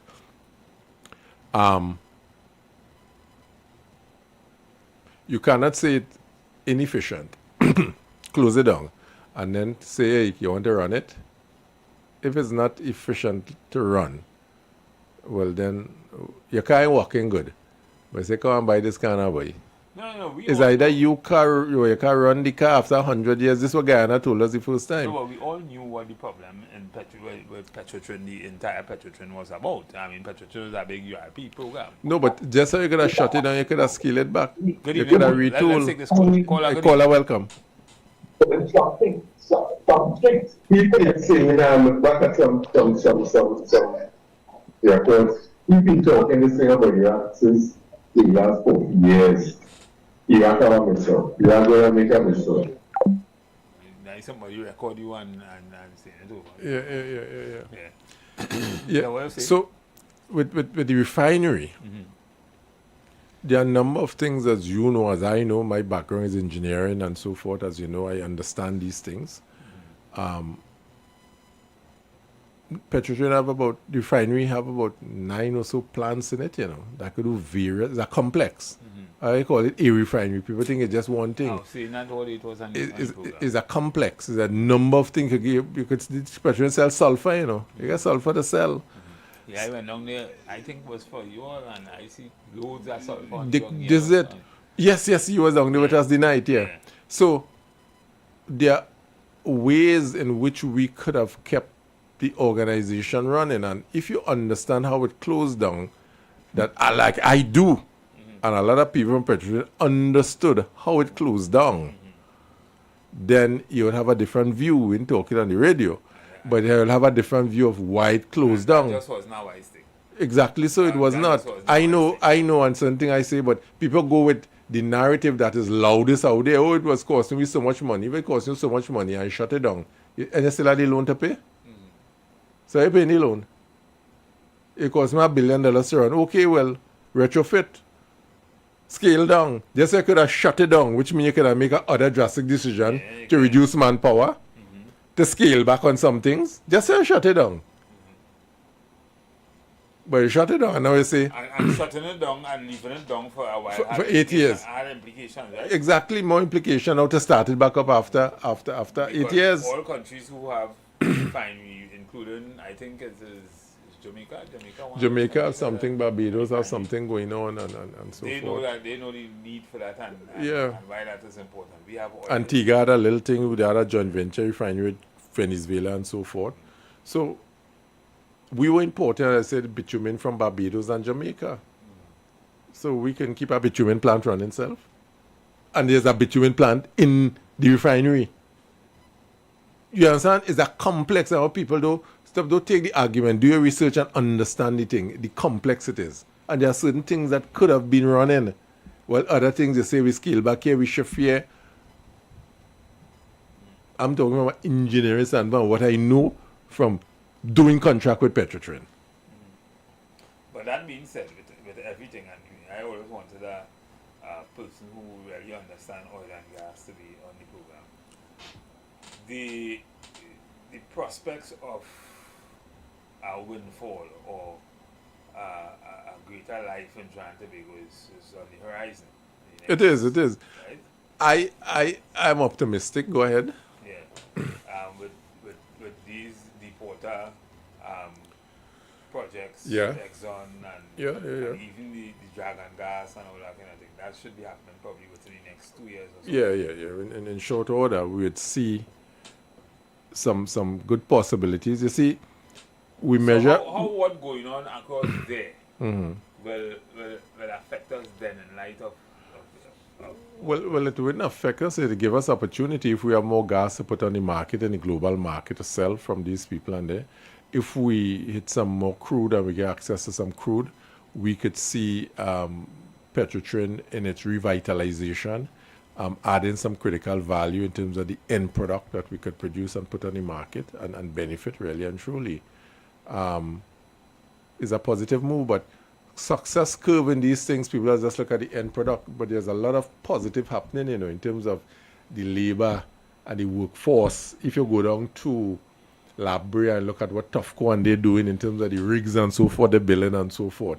So there's a lot happening quietly that people don't see. People look and say, oh, look, the big thing out there, but a lot of employment is taking place in the energy sector by companies and preparing, for the drilling and so forth to take place outside there. So that is good.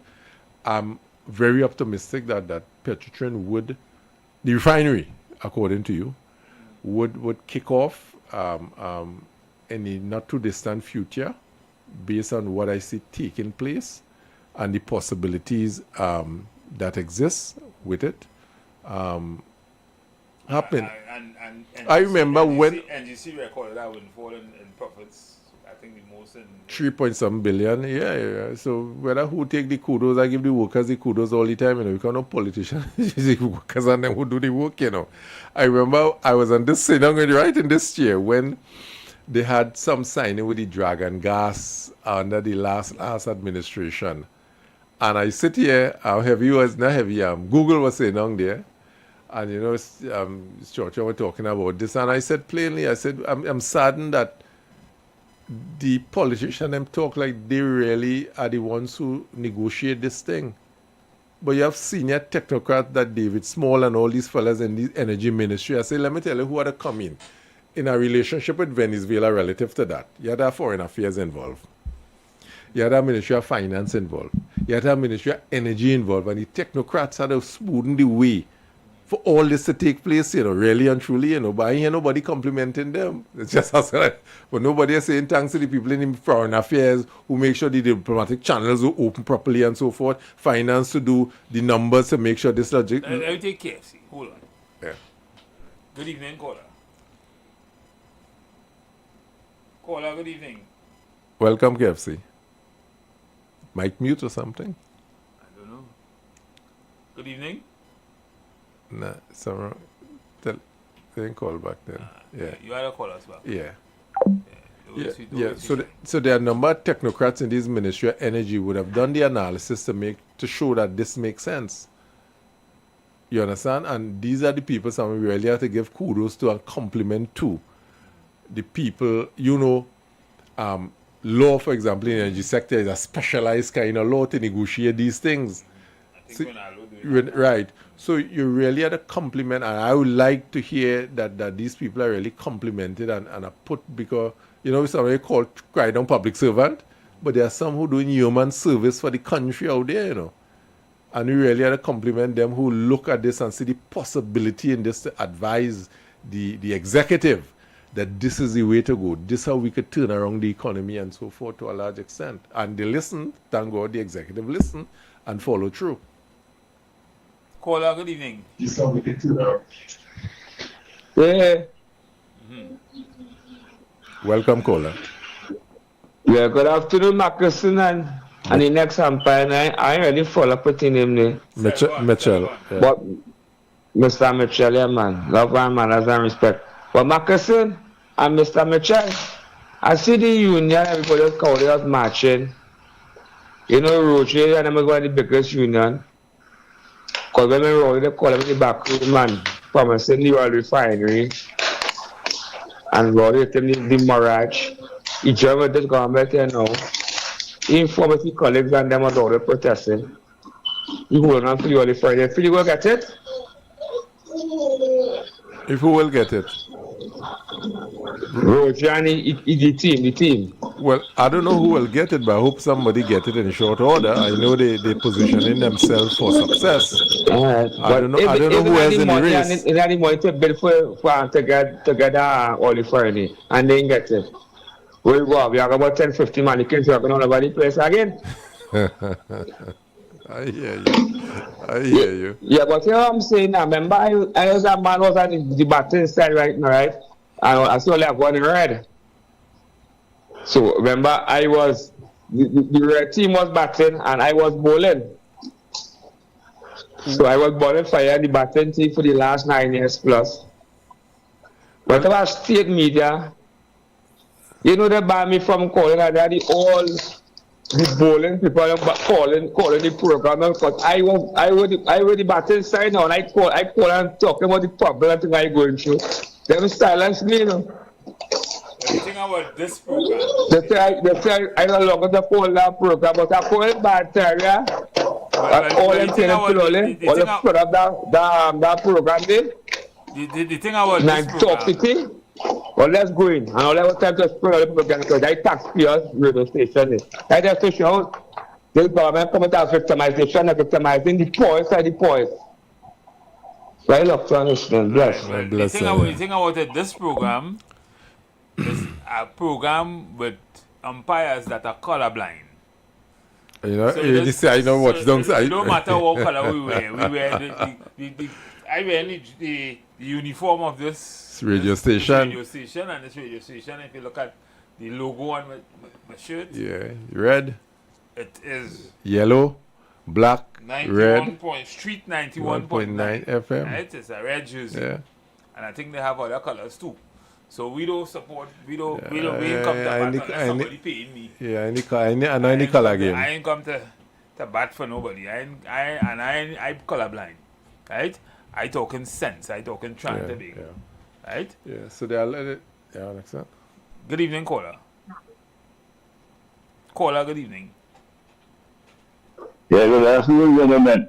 Good afternoon. Welcome. Well, I am not much of a cricketer, but I go mention they say I come to do some googly, some bouncers.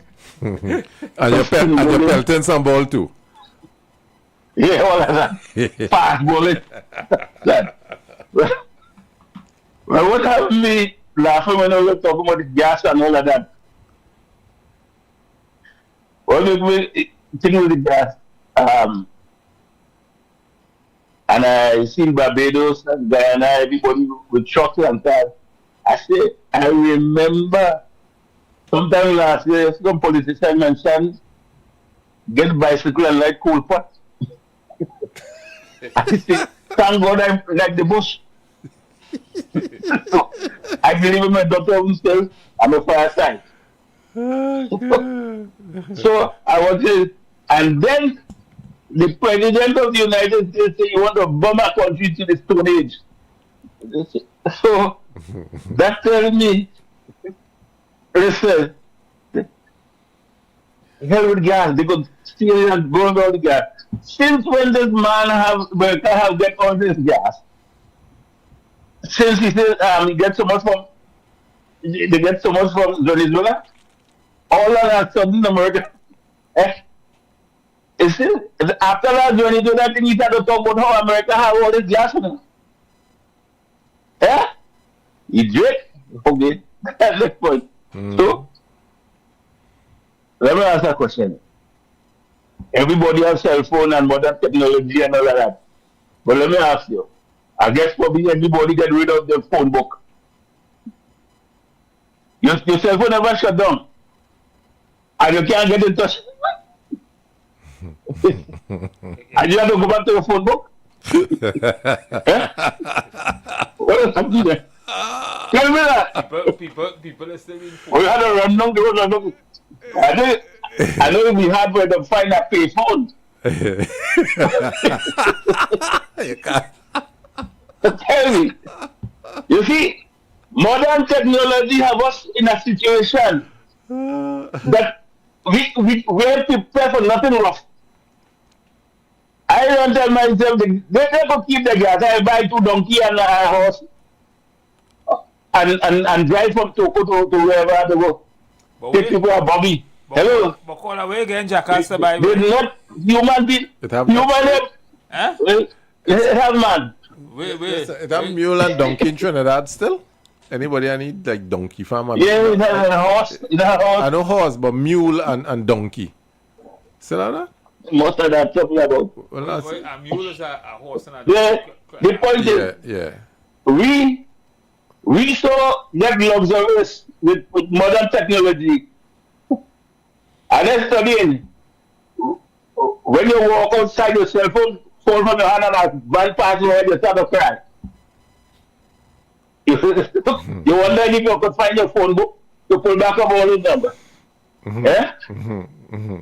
So, people have to prepare for anything in this world. Yes, we have to go back to the phone book. Hello. I'll talk to you later.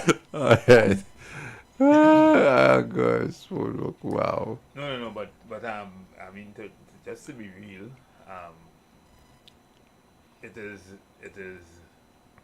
it's sad that people still look at things the way that simplistic way, that they look at.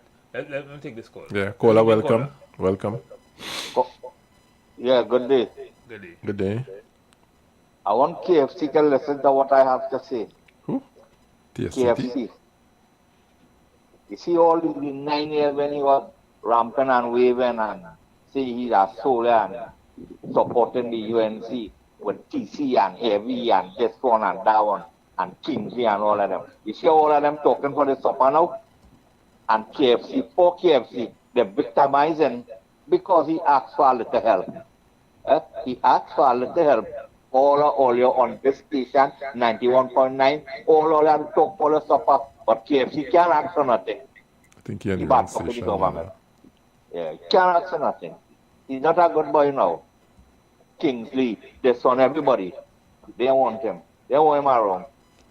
All have a good day. All they talk for the supper good, PNM don't take long to regroup themselves, Only hope all you know that.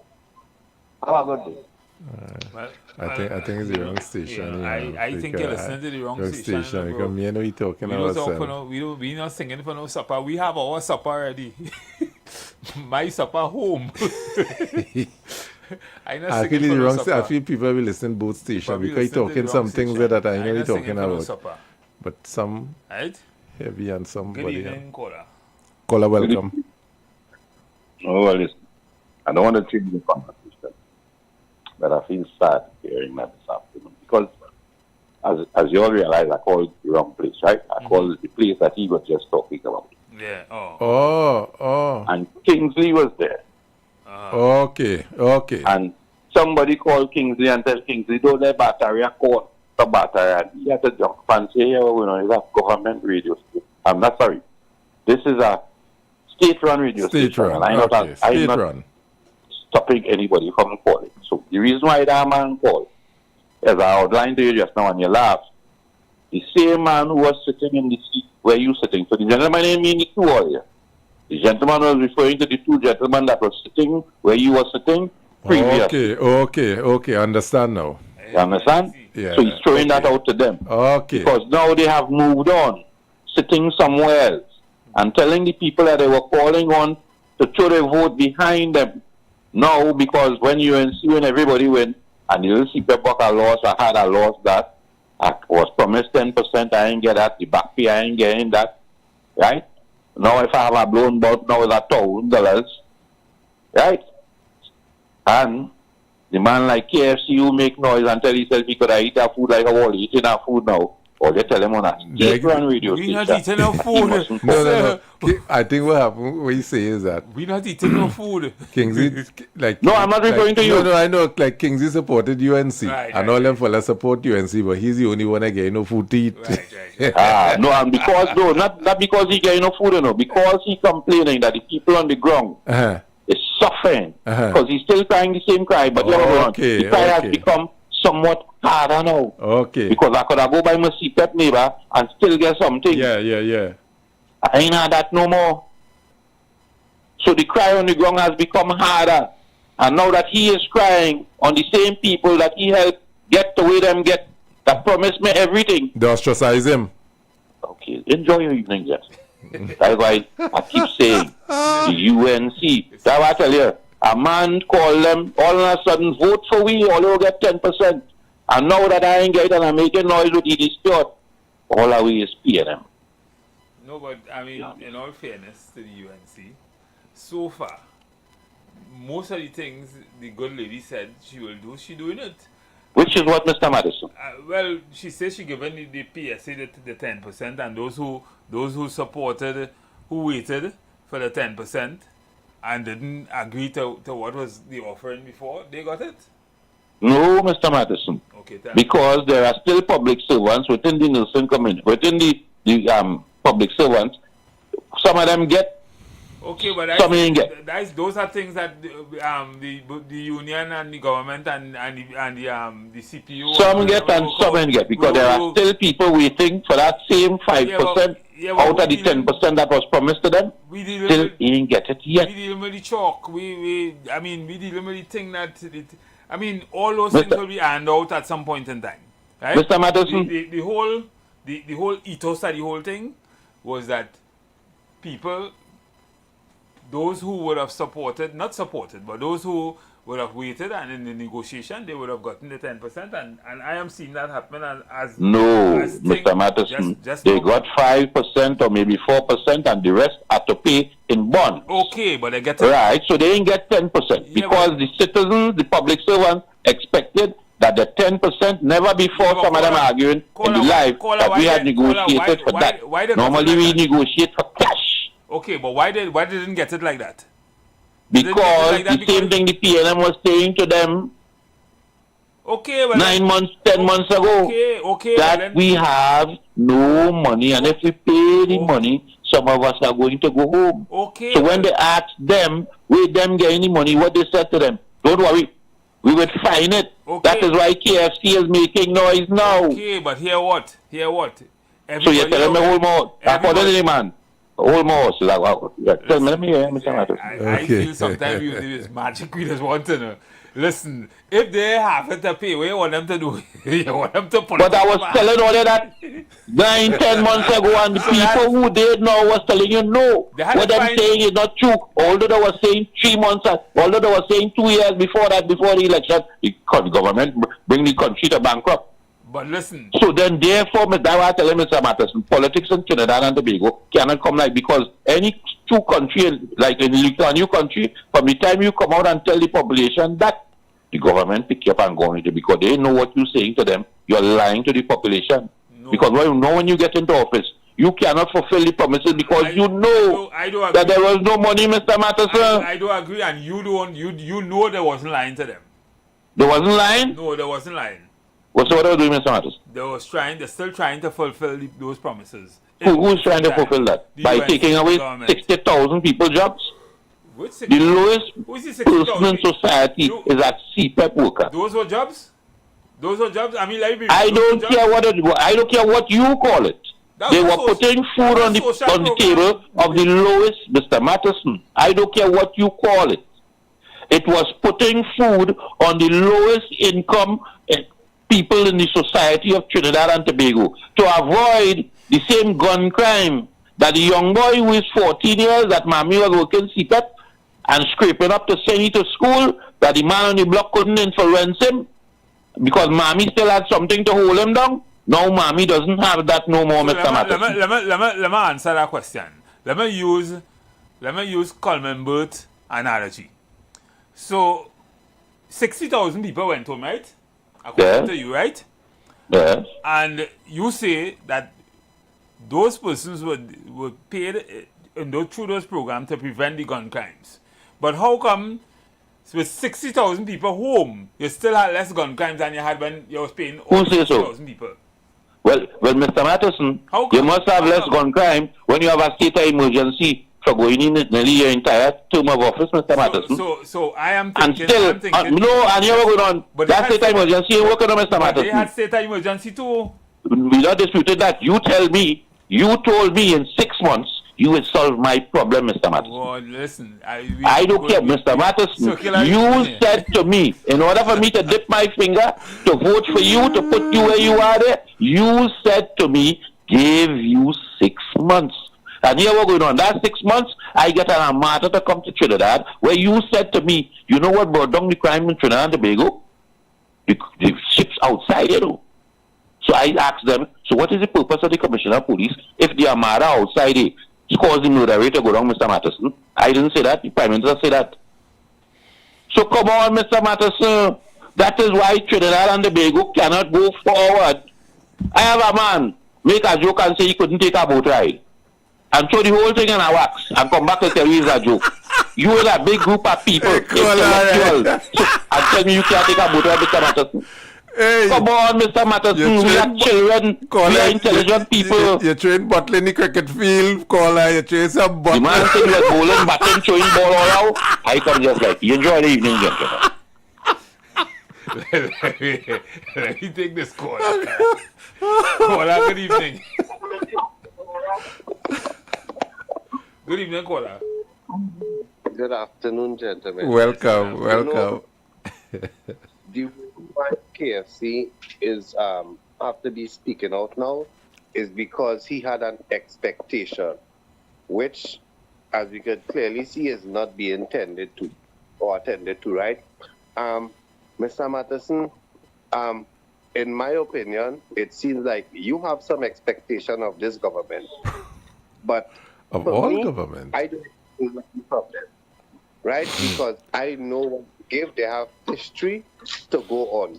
I understand that PNM had a price to pay because of how Dr. Rowley was leading the government.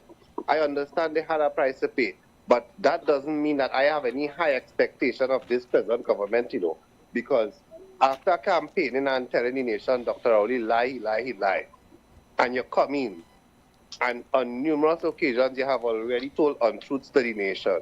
I don't know why we seeing PNM and UNC all the time. We can't it's like we can't get out of that. Listen, what we should be probably putting all our energies in right now, brother, is educating the people as to why we are in this position and what we could do to get out of it. Mr. Matteson, every time I call, that is be my intention, in hope that some people will open up their eyes as to what's going on. Because the reason why we continue coming back to PNM and UNC, for one, is that in the entirety of Dr. Rowley's tenure, he made reference and put blame on Ms. Prasad Bisesa. And as soon as they met in office, some of his supporters do not want you to mention them or put any blame on them, right? And it just is not fair. After you spend 9 years, right, when you should have been using the time and energy to address things, you always fallback line is to blame Ms. Prasad Bisesa, blame them. And the thing is, Ms. Prasad Bisesa and them has found themselves in a very hard place because of some of their previous utterances. Right? Okay, but the good thing is, caller, sensible people like you and I know that, and we know that those are the things that politicians do. But we also understand what is required to get out of it. Well, I hopeful, but I have no great expectation, because it is only until we, the people who have the opportunity when elections are called, understand the process, and we are required to do more than just vote out people, but actually vote in people. Because we can't tell when last we voted in a government, It's always about voting out the people who you're vexed with. And the other party just win by default. Is the reason why 33% of the population don't vote? Exactly. UNC didn't even have to campaign because people understood that, hey, this is what we are accustomed to, and we are going to let PNM know where to get off. It's not about people who are going crazy about this everybody wins slogan. The song was nice, yes, but UNC already have a history of telling untruths, of doing all kind of craziness. Look at how Ms. Prasad Bisesa just supporting Trump. To what end? To what end? I want to see what will happen when he loses the vote in November coming here. How much we will still be up on their behinds.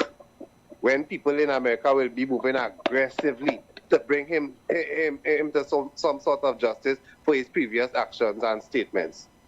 You can't threaten to wipe out an entire civilian, you understand? After stating that you obliterated the nuclear capacity, you done destroy the Navy and the military and all that, and you're still threatening to destroy the entire nation? For what? And you notice, Mr. Matheson, with all that threat of blocking the strait, you see a ship from China pass, and they dare not interfere with it. Many ships from China passed. But they dare not interfere with it. That is the part what I want people to understand and see how this he just doing things flippantly all over the place. Well, saying that you will do what he said he will do is a very difficult thing to do. I know, and anybody know that, anybody who understands the laws of the sea and that particular area know that that's a very difficult thing to do. Iran could do what it said it could do because they would have planned this. They have mines, all kind of mines in the sea. They have all kind of different things. They could do that. But they already have one up on America, on anybody. America can't necessarily do what they say they will do without having some serious fallouts, consequences. And before I just want to put in this because it appears that there's only some people being judged by what they say. So many persons in America justifying Trump action because Iranians were chanting death to America. But how Donald Trump's statement is not being treated in the same way? I looked at listening, gentlemen. I hope we could get it right one day. You know something? Listen to people and people tend to, and people are to educate themselves and get out of it. We have a 98% Let's take this. Welcome, caller. Good evening, caller. Welcome. Caller, low down the volume on your radio. Low down the volume on your radio. Yes, sir. Yeah. They say Rowley law was draconian law. The law that she brought out, the barbaric laws to the most vulnerable, the poorest set of people. Why the police don't go Westmoreland and Palmet and all roadblock? Why they don't go there? All have a good day. All of them know how to defend. All of them know how to defend. The same thing you're saying is what we say all the time. Now, I want people to understand something, a fundamental thing, that and they had to get out of this because a minister say it is the truth. Or there's lie. Only I don't understand that there's lie, Well, there's bend the truth, there's twist it. Politically correct. But a lot of time, good evening, caller. Let's take this caller. Caller, good evening. Good evening, gentlemen. Good evening. I've been listening to the little conversation so far for the evening. Very interesting as always. But I think I said already that there is still a yellow flavor to this program that I could tolerate. Before it was very hard. What we're listening to right now, I think from KFC side of the picture, as far as he concerned, wrong station, you know. is that the people who he would have supported in the UNC camp to get there into the executive right now, he is not getting any support from them. Okay. And that is what he's talking about. Very interesting. So he was thinking that, boy, I do like the PNM, but when the UNC go in there, I will be in a better place. And he's disappointed at this point in time. Okay. No, when you're listening to what... I understand the position. Nice. And when you was listening to what was on the campaign trail under the UNC camp, it was that PNM administration does not provide anything for people at the lower range of the economic ladder. That was one of the message. When it comes to money, spending taxpayers' money, they did not concern themselves about people of African descent. And what you see now is that CPEP program has been shut down. And a portion of citizens in this country suffering because of that decision. And there is nobody to share or talk on behalf of them. That is what is going on in this country. So we have a serious problem when coming to telling truths as politicians in this country. Because on one side you was talking about PNM not providing anything for the little people. But you go in there and talk about when everybody wins, and you lick up a whole portion of people at the bottom of the economic ladder. And up to today, there is no discussion on that. Gentlemen, listening on this side of the room. Thanks for the time. Bless and him. have a good Bless evening. him. Now, I understand what people say, to be honest with you. It's not that I don't understand. Sometimes what the people on top see is not what the people on the bottom see and feel. And sometimes, and which is why I understood PNM's position also. We don't print money in Trinidad and Tobago. And to be able to do things, sometimes you have to have the finance to be able to do it, and you had to finance down the road to be able to maintain it or sustain it. Yeah. And so I understand. Everybody will get help the same time. I mean, listen, you and I, we were around the PNM in a very, how to put it? Strategic position. Strategic position. What would you say that the PNM did that benefited you outside of what could have benefited everybody in Trinidad and Tobago?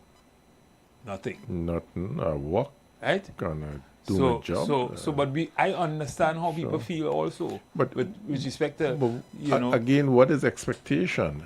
Okay, I vote for a party, and an executive go in office. Are we saying I vote for them because I will get a job somewhere? Well, could the party? I don't know. Then that will go against all what we just be talking about here with respect to square pegs and round holes. Well, this is what I'm going to say. We'll go the road of say. Let me take this call. I see KFC calling back. Let me hear what KFC position is. Yeah. KFC, good evening. KFC, elucidate KFC. Elucidate first. You know, I'm going to tell you something. Must say good afternoon to the guy that Raj Paul, who's all singing for the supply, not all singing for the supply, all the champers and all the balance. Because all really singing for the what feel happening KFC? Hungry mouth. People get tired with the two station. Yeah. Right. So that Indian guy, that's Raj Paul. You knew when my MP was there. But I won't call the MP name, and you see discrimination, the victimization thing. Me not care for no handout. They were saying the last regime was wicked and oppressive. But either man never support the last regime because my mother have a founding member of the UNC. She support Basil Pandem. I other man always supporting UNC. But really and truly, I get more opportunity under the PNM and the UNC. The UNC give me a life opportunity for my three beautiful children. The first time I voted in my life was 2010. My uncle Marlene McDonald, I get a prize and I built a nice little prize where I was from my community. She had more thing in it. Look, I'm tell you a simple lesson. With the RP and the CPEP thing, right? You know, try to victimize me with the RP and the CPEP colors through the carnival thing in it. That the last regime was there. They try to block me from all division. You know, I go down in the head office and I see the man was in charge of the rapid Parasham. You know, he moved a tape one time and say, you started to work for me from Monday. The last rate was flick each other that collect with disability and this and that. I didn't know the MP, this, that thing, and there. Them victimizing me by telling you, the lowest class. I have put out all of them, hooking up them thing in there, and I go by them and I see the victimization thing and the racial thing too. Me put on what my mouth to talk. KFC, what is your number? I naturally seeing that and plenty black brothers and sisters now have a little power. They're singing for the suppers. Especially men who was on the station here. Kingsley, every duty and all of them. Do you know them victimizing me too? More than he's saying than them, my own black people and them. I'm telling you, it was so either man no wrong the politics, I watch all the politics is. It was thing that I watched Malaka Punch and Pilot, I don't know that. But I burn out unjust and wicked we're going and I see we're going with this government, especially to the lowest class of the people and them. So I bless. Yeah, well, yeah, I do understand. I hear what you say and so forth, but sometimes the solution is bigger than that. People, I work. I decided not to work for anybody else. Yeah, but apart from that, people vote because, I don't know, a politician say I'll give you a job or something like that. Is that the premise in which you vote? I don't know. Or you go on CPEP and URP and reforestation closure. I don't know how much people was impacted by it.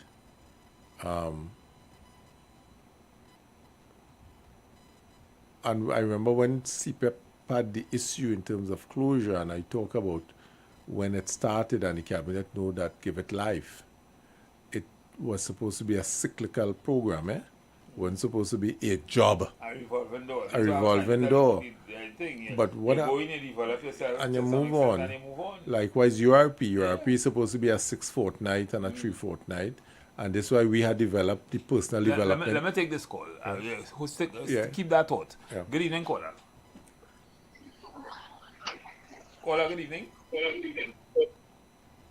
Yes, a pleasant good evening to the Empires. Yes, Trinidad and Tobago. Now, you see, the UNC does not speak the truth. Look, I was listening to the mayor of Port of Spain on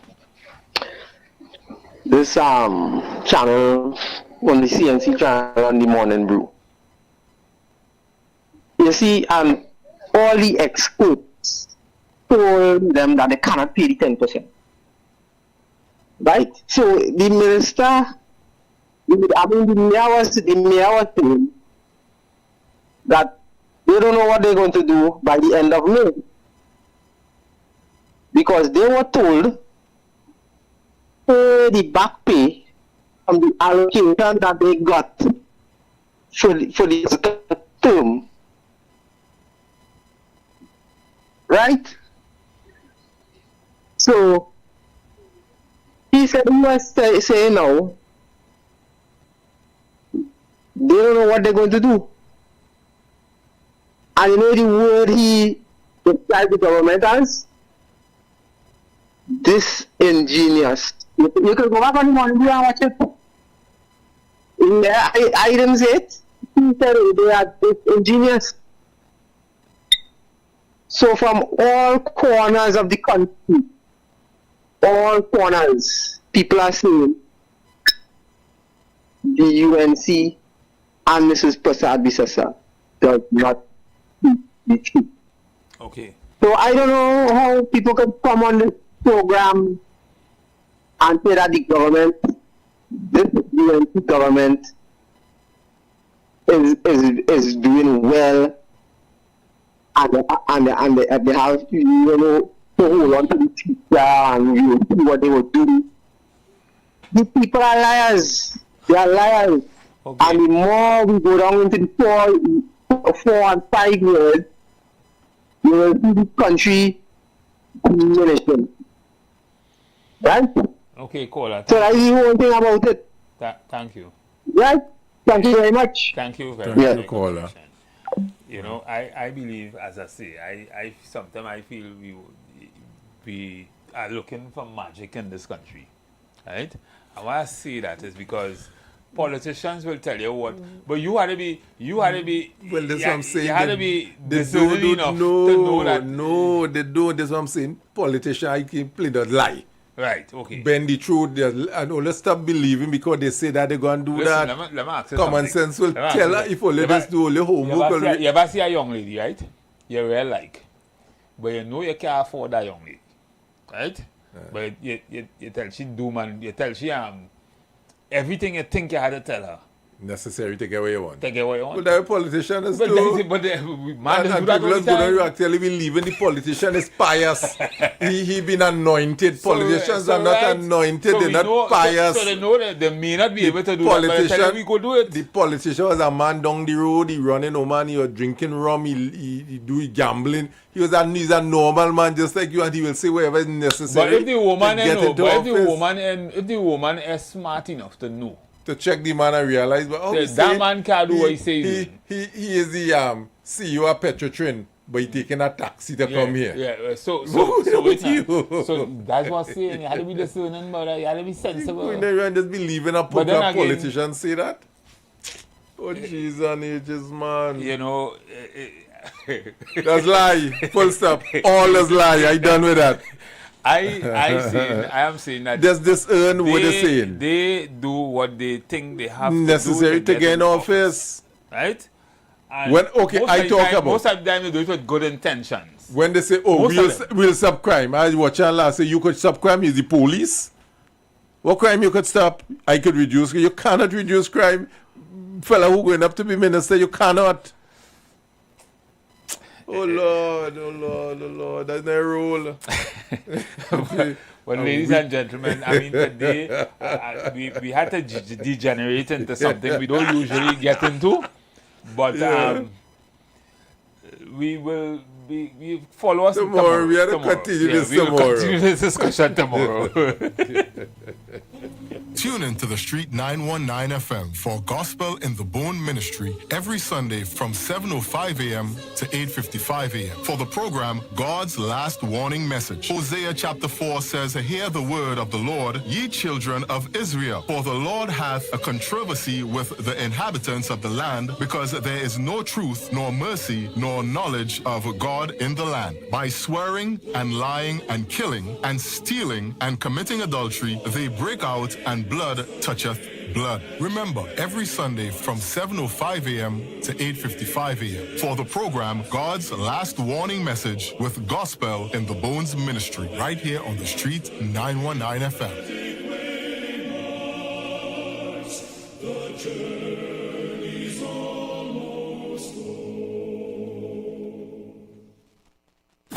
You've got bills to pay, and so do we. Let's go pay some bills on the Street 919 FM.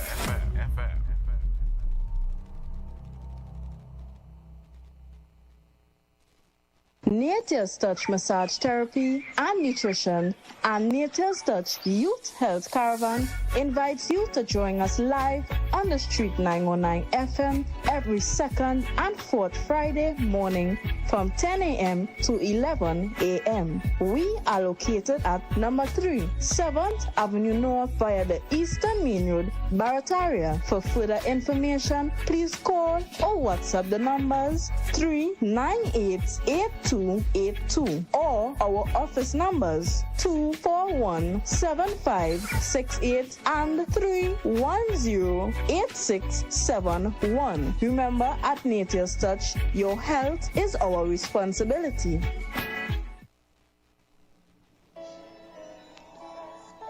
Peace of God be multiplied unto you in the precious name of our Lord and Savior Jesus Christ. This is Redemption Hour, a gospel program where God will reveal His mind to you on how to live a fulfilled life and to please Him in all areas. Join Pastor Femi Afolabi, the National Overseer of Deeper Christian Life Ministry, Trinidad and Tobago, and other seasoned ministers for a time of divine encounter as they minister and pray for you every Saturday by 9 o'clock in the morning of this station, Street FM 91.9. Our church is Deeper Life Bible Church, number 1 Cochrane Street, opposite Tunapuna Police Station, Tunapuna. The times of our services are as follows: Sunday worship service, 9 a.m., Monday Bible study, 6 p.m., Thursday revival hour, 6 p.m. The redemption hour is a life-changing moment